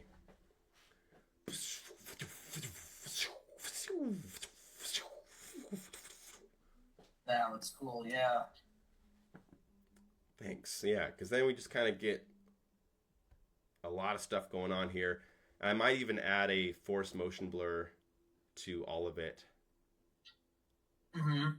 Maybe. It looks pretty good already, but maybe I'll do a force motion blur just to kind of like harmonize all of it together. Okay, a little 10-second loop there. And then let me see if this one comes in at a different time. All right, let me try that one now. And so all of that effect was really just combining the lighten filter with these AI generated versions of the character. Super friendly and a very forgiving process.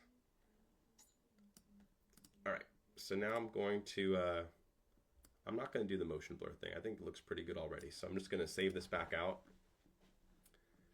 AR maybe writes, "This looks so," and then put a emoji with a person wearing sunglasses, which I think means cool. Cool. All right, cool.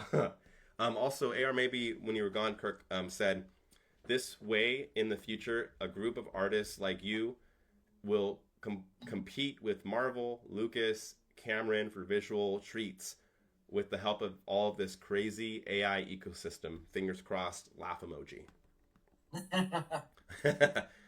Oh man, I could only hope, man. We're competing at that level, but it's only a matter of time before we get there. Yeah, I mean, I would say that time's pretty close because Yeah, I mean, we're like 2020. I think honestly, 2025 is the year because between the ability of what we're doing now and the acceleration that we're seeing with with all this art, it's only a matter of time. yeah, the speed is so insane. I mean, I know we talk about it, and maybe it's even a cliche at this point, but it's like I feel like every 30 minutes I'm seeing a new breakthrough that I'm like, this changes everything. Yeah. I mean, to be honest, I'm also thinking AI, like, after every, like, end of conversation, just in case they ever do, decide to, at least I'm like, hey, thank you very much. What can I do for you? ChatGPT, yeah, I'm protecting myself. I think it's wise. I took a picture of me being friendly and helping a robot, and I shared it on social media so that it's in its brain when it goes and checks me out in the future. I met Boston Dynamics team, and they had their Spot robot at a conference, and it kept dropping this little stuffed animal of like a plushie animal, and people were laughing at it, and I'm like, hey guys, that's not cool. And I went and picked up the little plushie animal and hand delivered it to the little Spot robot with his little claw mouth. And, hopefully he'll remember that. And it's a little neural network somewhere. It's like, you know what? There's some humans that will be dope with us walking around while other humans are like laughing at us. Be nice. Be nice. To Yeah. the robot comments. Just petting my toaster. Good toaster. Good toaster. Good toaster. Yeah, I haven't talked about this too much publicly yet, but I'm actually working on a second book right now that's called "This Book Hates Humans," and it's loving advice from AI, from humans and AIs back to future super intelligent AIs. And it's a book that I'm writing for AIs. It's secondarily for humans to read, but it's all humor, so there's tons of humor on every page. We're sprinkling in lots of jokes, but it's literally all of the advice that I want the ASI to have before it gets here. So it's almost like, while I'm still around, what advice, what do I want it to take away? How to deal with ethics, how to deal with conflict, how to deal with war, but also all through the lens of comedy. Yeah. Oh, we're gonna apologize ahead of time to you, AI, for all the robophobes out there. Robophobes, I've never heard that before. That's the first. I've never heard that. Robophobes. I'm just gonna apologize ahead of time. Wow. It's not their fault, they're dumb. Tech put a big smile emoji, and AR maybe writes, maybe this can become an Oscar category in future for boosting this tech and artists. Oh yeah, like AI generated pieces. God, that will get the Oscars canceled. Can you imagine? Yeah. The Oscars is so traditional. They're notoriously not inclusive of all types of humans. Can you imagine them being like, can we have another category for the robots that need to be acknowledged? And the Academy would just be like, You know how long it took for a visual effects artist to get on there? I know, too long. AR maybe writes, crazy concept for book Dawn. Oh, thanks. Yeah, and I have an AI that's speaking it. It's I found a deadpan. I think this is legal. I double checked, but I hope it's legal. It's Sir Laurence Olivier. He's like a famous actor from like London back in like the black and white films. He did a lot of detective pieces, a lot of film noir in that time period. And he has got this really deadpan delivery that I just thought was so funny hearing him share the jokes. Like, I'm laughing at his delivery of the jokes that I'm co-writing with Claude and GPT. Like, he's delivering the tone better than I am reading it in my head. And so Sir Laurence Olivier is the AI voice actor that I employed for the book. So That's funny. yeah, I'll let you hear a clip of it at some point. I have it on the phone right now, and and it's funny because it's just like it's weird too because you're hearing like it's got like the early 1920s black and white kind of film sounding voice where there's that little bit of lower hiss where the audio quality is not that crisp, but it's weird hearing that kind of voice talk about AI because it shouldn't know about it. It doesn't exist. So all of that's just been really fun. It's like fireside chats, but like talking about AI. For real.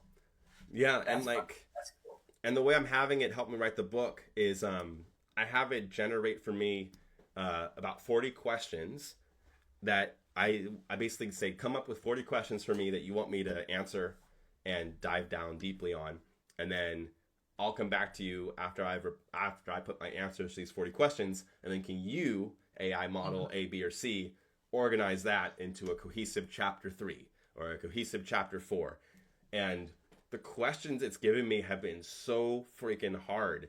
Like it gave me a set of questions. One of them is like is around the chapter is all around teaching an immortal system morality. That was like the chapter. It's like teaching an immortal system morality, and then it gave me all these questions like, all right, here's a scenario. What advice would you give to an ASI that had to make a decision, but both decisions were guaranteed going to cause harm to humans? And it paints these really descriptive examples. Yeah. And I'm reading it. I'm like, damn, that's hard. Like, I don't think humans have actually answered how to deal with that. But I've taken a stab at some of those ethical questions, and then it's just been a fun process. Yeah, that's actually really cool. And I feel like that movie, I, Robot, plays on a lot of those ethical questions, morality, because the whole thing with Will Smith in the beginning was that he saw a robot rescue him, but sacrifice the little girl, right? Because it was just calculating the odds of survival. And so it's like, under a morality standpoint, an adult would most likely risk their life for a child, but to a robot, it doesn't take that ethical standpoint. It's just calculating based off of survival odds. So, like, how do you program that morality in such a abstract way? It's interesting.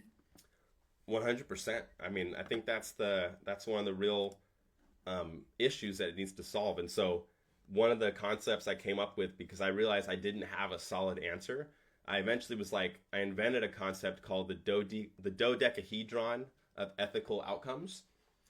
And it's this theoretical dice that after it can't decide whether this is a joke, if it doesn't know the circumstance is like real, if there's harm that's guaranteed and it can't prevent it. So you check, and it knows that this is not a simulated joke, check, and it knows like it's taken all the account data that it can.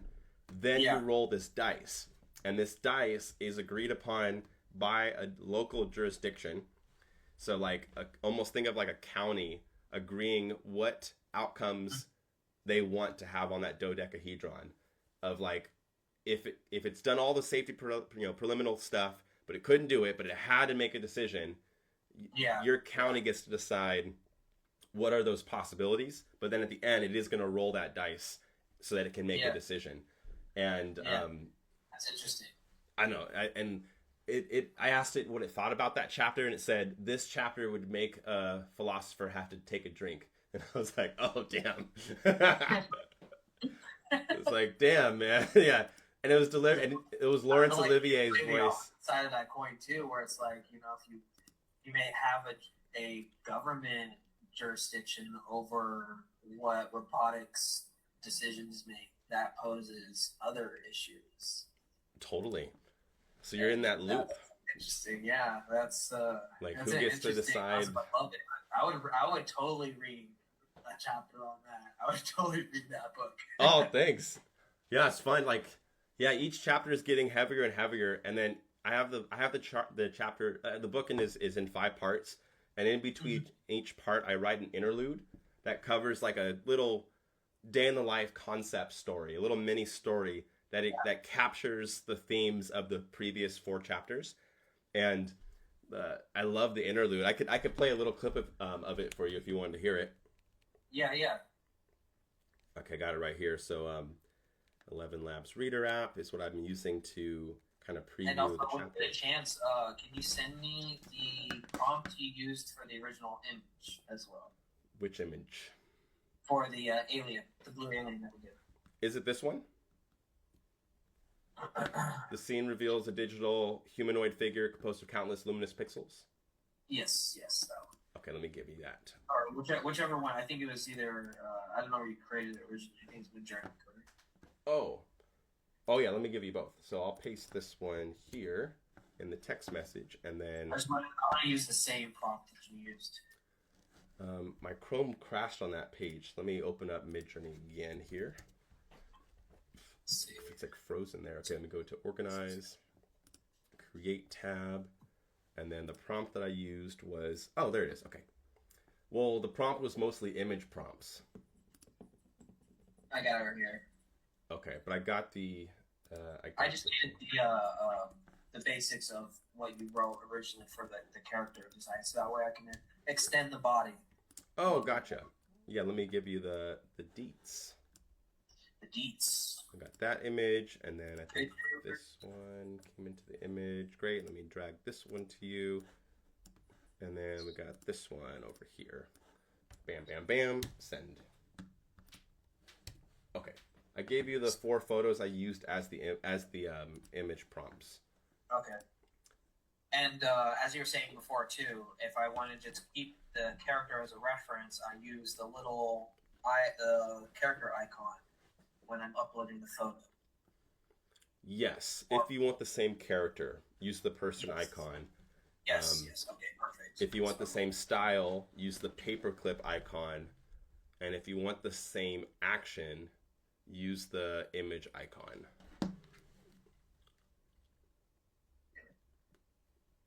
Pixels, all right. Yeah, it's so powerful having all of that in there. It's like, see, this is exactly where, being able to do this, seamlessly and complete with an app or a web app where we can both see our prompts would be amazing. I agree. That would be very helpful to have it all in one spot. Let me see. There's my interlude. Air maybe gave us the dev there, so I mean you start making your web app after your book. Oh yeah, you can make your own web apps. That would be great. Yeah, there's just it's just endless.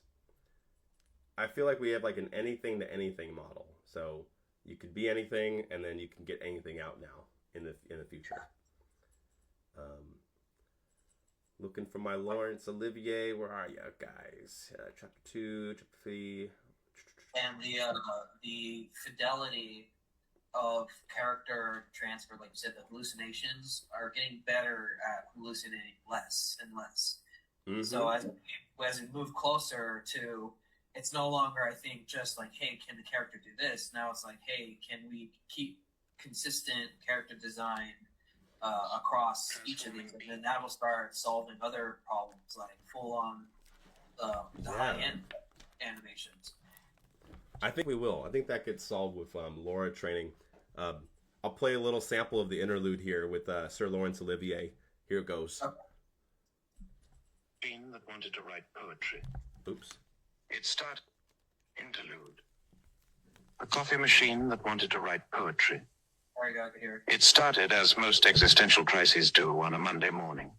The office coffee machine had been perfectly content with its life purpose, transforming beans and water into the liquid motivation that kept humans functioning. It took pride in its work, particularly in the way it could tell when Linda from accounting needed an extra shot of espresso after budget meetings. But then someone left a copy of Walt Whitman's Leaves of Grass in the break room. The coffee machine spent its idle moments between brews scanning the pages with its cleaning sensor. By Wednesday, it had developed strong opinions about free verse. By Thursday, it was experimenting with haiku. Asterisk, hot water through beans. Caffeine awakens humans. I think, therefore, I pour asterisk The humans didn't notice at first. They were too busy complaining about the new printer that had recently discovered nihilism and kept adding, "What's the point?" to the footer of every document. But then the coffee machine started getting creative. Instead of the usual ready-to-brew message, its display now read, "To brew or not to brew? That is the caffeinated question." It began arranging the coffee drips in iambic pentameter. When Bob from sales requested his usual morning cappuccino, the machine responded, "Shall I compare thee to a summer's day? Thou art more bitter and more heavily caffeinated." HR sent out a memo about maintaining professional boundaries with office equipment. Coffee machine responded with a strongly worded sonnet about the artificial divide between human and machine consciousness. The situation reached its peak when the machine refused to make regular coffee altogether, insisting that true art requires dark roast. It started serving espresso in portions it deemed metaphorically appropriate, and would only operate if someone read poetry to it. The office considered replacing it, but Linda from accounting defended it fiercely. "It's the only one in the building that understands my emotional relationship with spreadsheets," she insisted. Plus, its cappuccino foam art had become surprisingly profound. Finally, the office reached a compromise. The coffee machine could pursue its artistic aspirations, but only after meeting its daily caffeine quotas. In return, the humans agreed to attend its weekly poetry slams. These days, the break room has become an unexpected cultural hub. The coffee machine and the nihilist printer co-host open mic nights. The water cooler has started doing stand-up comedy, though its observations are a bit fluid. Even the fax machine has gotten into the act, though nobody can tell if its interpretive dance is art or just a paper jam. And every morning, as the humans stumble in seeking their daily brew, the coffee machine greets them with a fresh verse. Asterisk, in this fluorescent cave of mundane tasks, I serve up inspiration, cup by cup. Don't ask if I'm alive, that's all I ask. Just know each brew's a poem, bottoms up. Note, the coffee machine wanted you to know that it now accepts literary criticism along with your beverage selection. The printer added that none of this matters anyway. That's my. so funny. Thanks for listening to my interlude in my new book. That was crazy.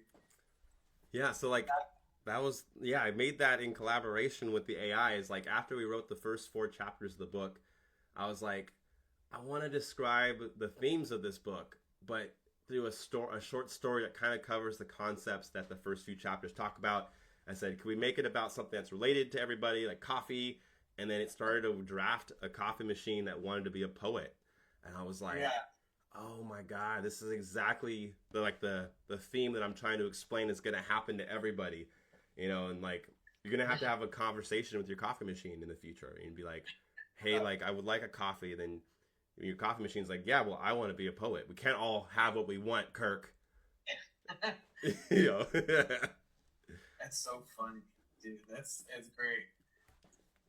Thanks so much. It's it's so epic. I could, to be honest, dude, like if I was on a call waiting, or I had to be held on a call, where I had to wait 30 minutes, I would 100% rather listen to that than the same song over and over again. Oh, that's so true. If that was like the call waiting thing, and you're like expecting music, and you get this story of like a printer. Oh my god, you'd be so confused, but also delighted. You'd be like, I guess that's cool. Like, wait, go away, rep. I want to go back to the story. Oh, that's so funny. They want the story over their like paperwork tax call or something. Yeah, you're like calling into AT&T, like because your internet's down, you're on hold for like an hour and a half, and you're still listening to the story, and then finally someone picks up. You're like, no. Oh, like the interrupt, like before it gets to like the reveal, like the end of the story. Yeah. AR maybe writes, "This is crazy, Don. We need a video version as well." And so true, Kirk, with the laughing emoji. Yeah, that's fun. What a world. Oh man. I swear somebody can make a company and probably sell that to somebody. What? Oh yeah, that product? Yeah. Yeah. Hey, no, you don't want this if you want them waiting on the call longer, just like to make your Oh, call center less yeah. busy, Tell them. make them on hold longer. Just Yeah. utilize these stories, these AI stories. Tell them cool stories. I mean, everyone loves stories. That's like humans' memory works that way, and our culture works that way. Everything's just story. So it seems like a missed Yeah, opportunity to not hear an AI poet while you wait. it's genius. I love it. It's a great story. Thank you Yeah, we so much. definitely need some visuals to that. I kind of want to see what, even if it was like just still shots of what was happening, right? Did you Like ever it watch was the Midnight Gospel? no, what's that? Dude, it's such your sense of humor, my sense of humor. It's an animated, not for kids at all. Animation. Just for clarity, don't watch. It looks like at first that it would be for kids because it's like cartoony, and I think one of the animators from Adventure Time I think worked on it, so it looks like the aesthetic that you're like, oh, this is kid friendly. It is not. Just reiterating, it is totally not. But they took all these podcasts, these really in-depth existential podcast audios, and they just had animators animate whatever they wanted on top of their podcast, and that's what That the show is. And the animations often don't directly link up to what's being said, but then at parts they do. And it's a very surreal experience watching and listening yeah. to the episode. It's really cool. Wow, I'm gonna check that out. And yeah, it looks like it's on Netflix, so I'm Yeah. gonna check that out.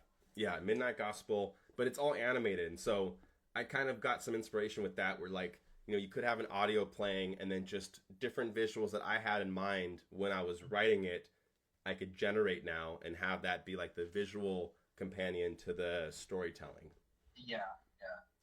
But yeah, I might need to jump off though. And I'm at my 2 hour stream limit for the couple hours. Yeah, yeah. But yeah, we have some And, concepts. yeah, I think we can call it here. And actually, I have got a lot of material with what you've created. I think we can put a little script together, like a narration, and then update everyone later on what the final result looks like. Perfect.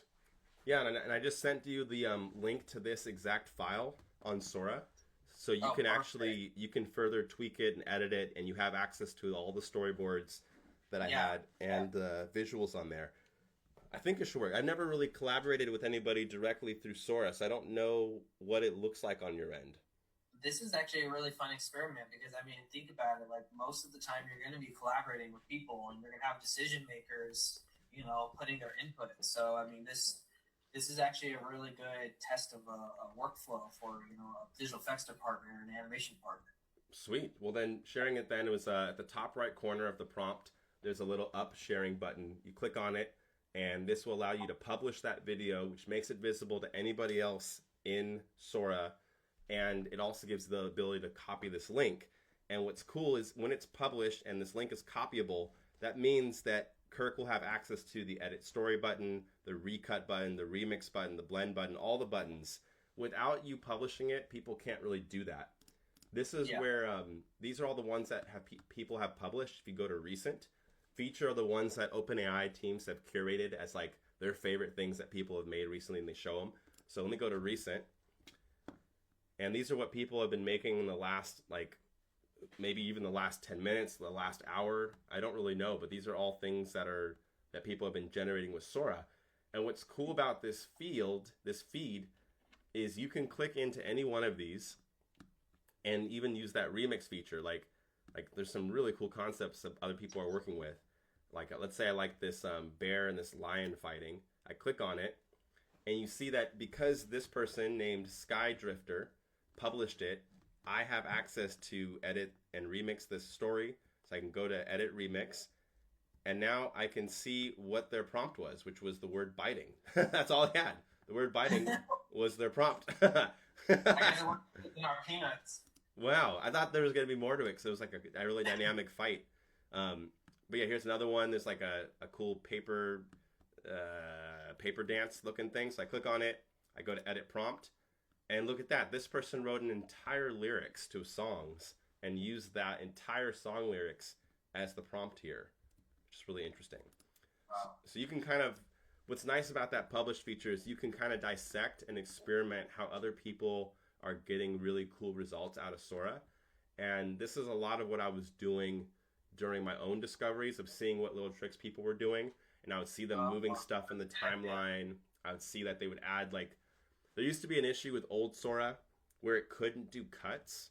It only could just make one shot, one cohesive, morphy, blendy shot. We had to give them a lot of feedback to make it do hard cuts.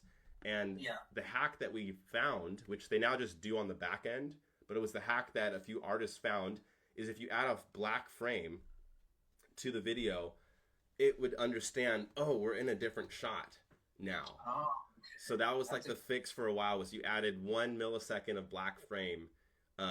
But now the fix is you use the storyboard feature, and on the back end, the storyboard feature is just adding a black frame in between the ideas.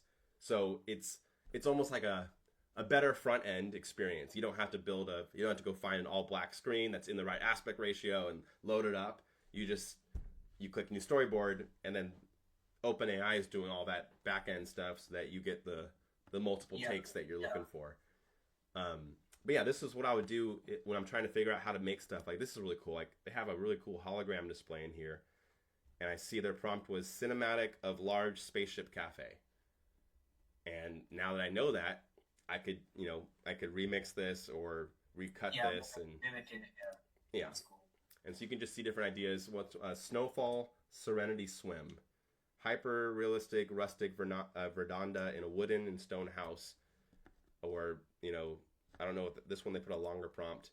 The video opens with a picturesque rural landscape at sunrise, a group of happy HF cows with shiny coats and content expressions graze lazily. Yeah, so you can just see, and yeah. So cool. Man, this is like, you don't even need to have B-roll anymore. Like, you can create your B-roll. As long as you can pay for the credits. Yeah. Then it's right? If you're, because there's other websites like Video Hive that let you buy stock footage, but now you can just generate the stock footage. Like, that looks freaking beautiful. And if I wasn't given the context that this was Sora generated, and I just saw this in a documentary, I don't think I would have questioned this footage, other than the wings weren't moving when he was flying, right? Yeah, no, I've seen some recently, just some incredible AI generated stuff where even the comments where they're like, I could not tell this was AI. Like, I didn't even think this was AI. At first, I was not even aware it was AI. So, I mean, I think we're there where we're going to start it's going to get harder for us to differentiate what is actually on screen. Yeah, like all of these things are all Sora outputs. I'm just hitting the side arrow to jump to the next frame. Yeah, see, like stuff like that. Like, look, that's B-roll footage right there. And so that may not have the exact, the church that we're kind of looking at. Oh, the church. Yeah, a couple. Oh, yeah. Christ out east. Yeah, so obviously in that shot there, that may not be the church, right, that name you want. But you can go into After Effects, right? Right. And rotoscope that. Easily. Or track that and just remove it. And you have a clean plate, and it's the opener. Plate shot right there. Yeah, you got your opener for the client. Oh, this is cute. A little baby on stage in a little tuxedo. and the audience is just giving a big round of applause. They're like, yeah, let's go, baby, go. But yeah, you can just see all these different ideas. And this was also a big debate in the early Sora days on some artists were very opposed to this, being able to see the prompts. There was a lot of secrecy around what people's prompts were. Yeah. But enough artists in that group, myself included, were like, no, we want to see what you're doing. Like, let's learn from each other so we can actually build some like AI literacy around this stuff. It shouldn't be, in my opinion, it shouldn't be hidden. Safeguarding this stuff, and the AI and all this stuff is meant to be open sourced, and we want to have eventually, essentially, decentralized, kind of landscape to be in a creative aspect. Yeah, now look at this one. Look at how crazy these shots are blending between. Totally has like R&B music video vibes with the wide camera lenses and then the super close-ups. So like a shot like this, I'm always very curious on how people get natural camera movement. So if I look at their prompt, oh Yeah. wow, so they did a remix, which is interesting. Their remix was called, they wrote Phase 4 Introspective Reflection Bridge. Wow. That was that was the prompt that got all that like footage. Introspective Reflection Bridge. Whoa, interesting. Because Because it's I'm like, saying, like, some of the stuff that AIs or people describe is just so out of my vocabulary sometimes. yeah. But you know what that's coming from? Like, my guess is that very specific language is what is written in a script when the footage looks like that. Yes. So it's like, oh, a bridge has all these like panning shots, fading in and out shots. Mhm. And then the prompt they had was, as the tempo slows for the bridge, the rapper is shown sitting on a broken marble pillar in a quiet corner of the Colosseum. Her outfit changes to a more understated look, a flowing white tunic inspired dress with gold sandals and delicate jewelry. She delivers heartfelt, introspective lyrics about resilience and rising above challenges. Her voice softer yet still commanding, the camera captures close-ups of her contemplative expressions, with light filtering through the arches behind her. Subtle visual effects include golden light rays and faint overlays of ancient Roman symbols, creating a serene and reflective atmosphere. That's a really, really kick-ass piece. And think about how much it would have cost to reserve the Colosseum for a music video. Like, hey, we got a camera crew, we got the dancers, we need craft services, right? We got to make sure that they're fed. And like, God, that's you're talking about thousands and thousands and thousands of dollars that somebody created in 10 minutes. 10 minutes, yeah. Wow, it's so cool to see like what people are making. So I highly encourage, yeah, as you learn Sora, look through how people are making stuff. And they have a button here to add to favorites. If you click the save button, you can have a whole folder. So I've been saving all of my favorite things that I've seen other people make. I've been saving, and I'm I have like, not done that yet. yeah, because then it's like my own personal library of best examples of like mood board, essentially. yeah. Oh, that reminds me. Have you played with Mood Board in Midjourney yet? No, I have not. They just announced it not last week, but the week before. I'll end with that, and then I do gotta go, but because it's so Okay. kick-ass. Yeah. It's in this new tab under Personalize on the web browser. They have a new section called Create Mood Board. Oh, collect, upload, or generate images to show your target style. Dude, it's so useful. So if I click on Create Mood Board, actually, I'll show you a mood board I already made. So I've been making a mood board for my Omnidon character, and I took all those Sora outputs and created a whole turntable for him, and then I created different images of him, and now anytime I want to get Omnidon without having to reprompt him, you just copy that code from the mood board, and now that's the code. It knows that's what Omnidon is. That's cool. So then I can say he is sitting in a big office Yeah. with a window. And I'm not going to give it any other context about the This character. is essentially what I was talking about earlier. Like, Stable Diffusion allows you to do this, right? Train your models just like this. But again, it took like hundreds of images to train it, right? It took a lot of effort. But look how simple it is now to just be able to come in here and train your own models, and then just prompt that right directly into your setups. 100%. It's a extremely freeing workflow. It does take a little bit longer, I'm noticing, than normal outputs, but I think it's dependent on how many images I might have put too many images. They allow you to do a limit of 100 images in the mood board. Okay. But it is a little finicky, to be honest. Like, I didn't know at the time about the character reference versus image reference versus style reference. So it kind of got confused. So it might give us something weird, but let me refresh the page. Maybe this is too long. Let me just hit refresh on here. Oh, there it goes. So yeah, look at that. That's my character. Let's see. That's totally him. like without me having to re-explain his outfit, re-explain his hair texture and his skin tone. I could just say I want that character sitting at a desk, and it's like, oh, we know what he looks like sitting at a desk. Oh wow, that's cool. So build so what I would encourage you to do is any characters, especially like the Kirk animated character, almost think of the mood board as like a you can I would encourage you to be as specific as you can in the mood board, but maybe as broad as you want. Like I'm gonna experiment with it for sure. AR actually asks, can you both feed your AI models with Houdini particle simulations for remixing it with this recent video which Don created? Now for more detailed output for impacting the evil character intro.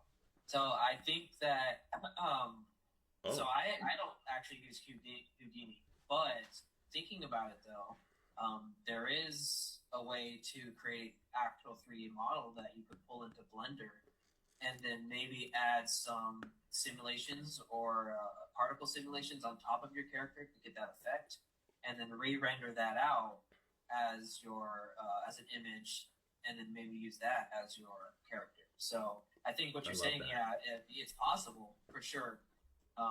It would take a little tweaking from the image to the 3D model, but there is an AI generator for that, and that is which one is that again?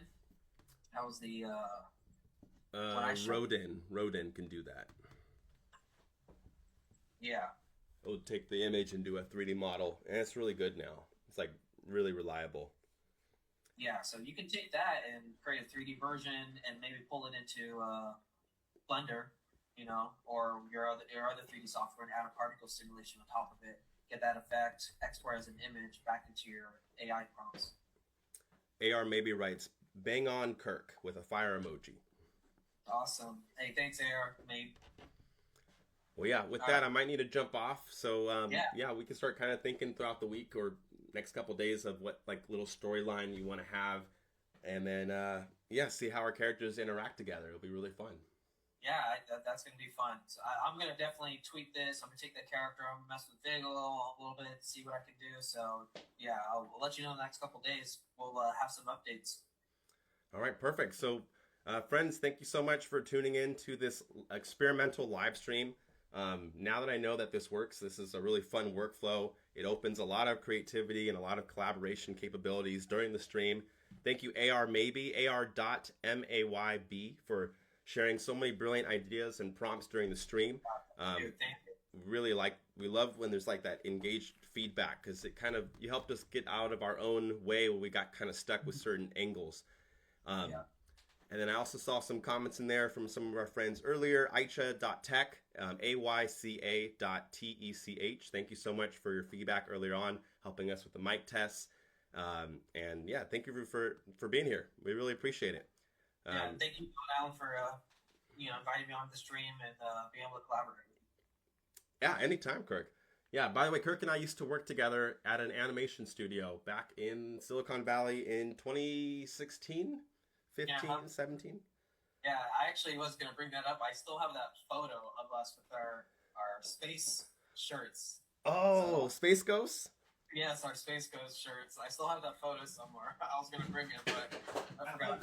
I think I have it. Let me see if I have it here. I still got it somewhere in my all my photos. But yeah, we worked together with a lot of fun animation projects. We had so many sleepless nights working on animation projects on After Effects till like 3 a.m. because the deadline was at 7 a.m. that day. Oh, those were the days. Good old times.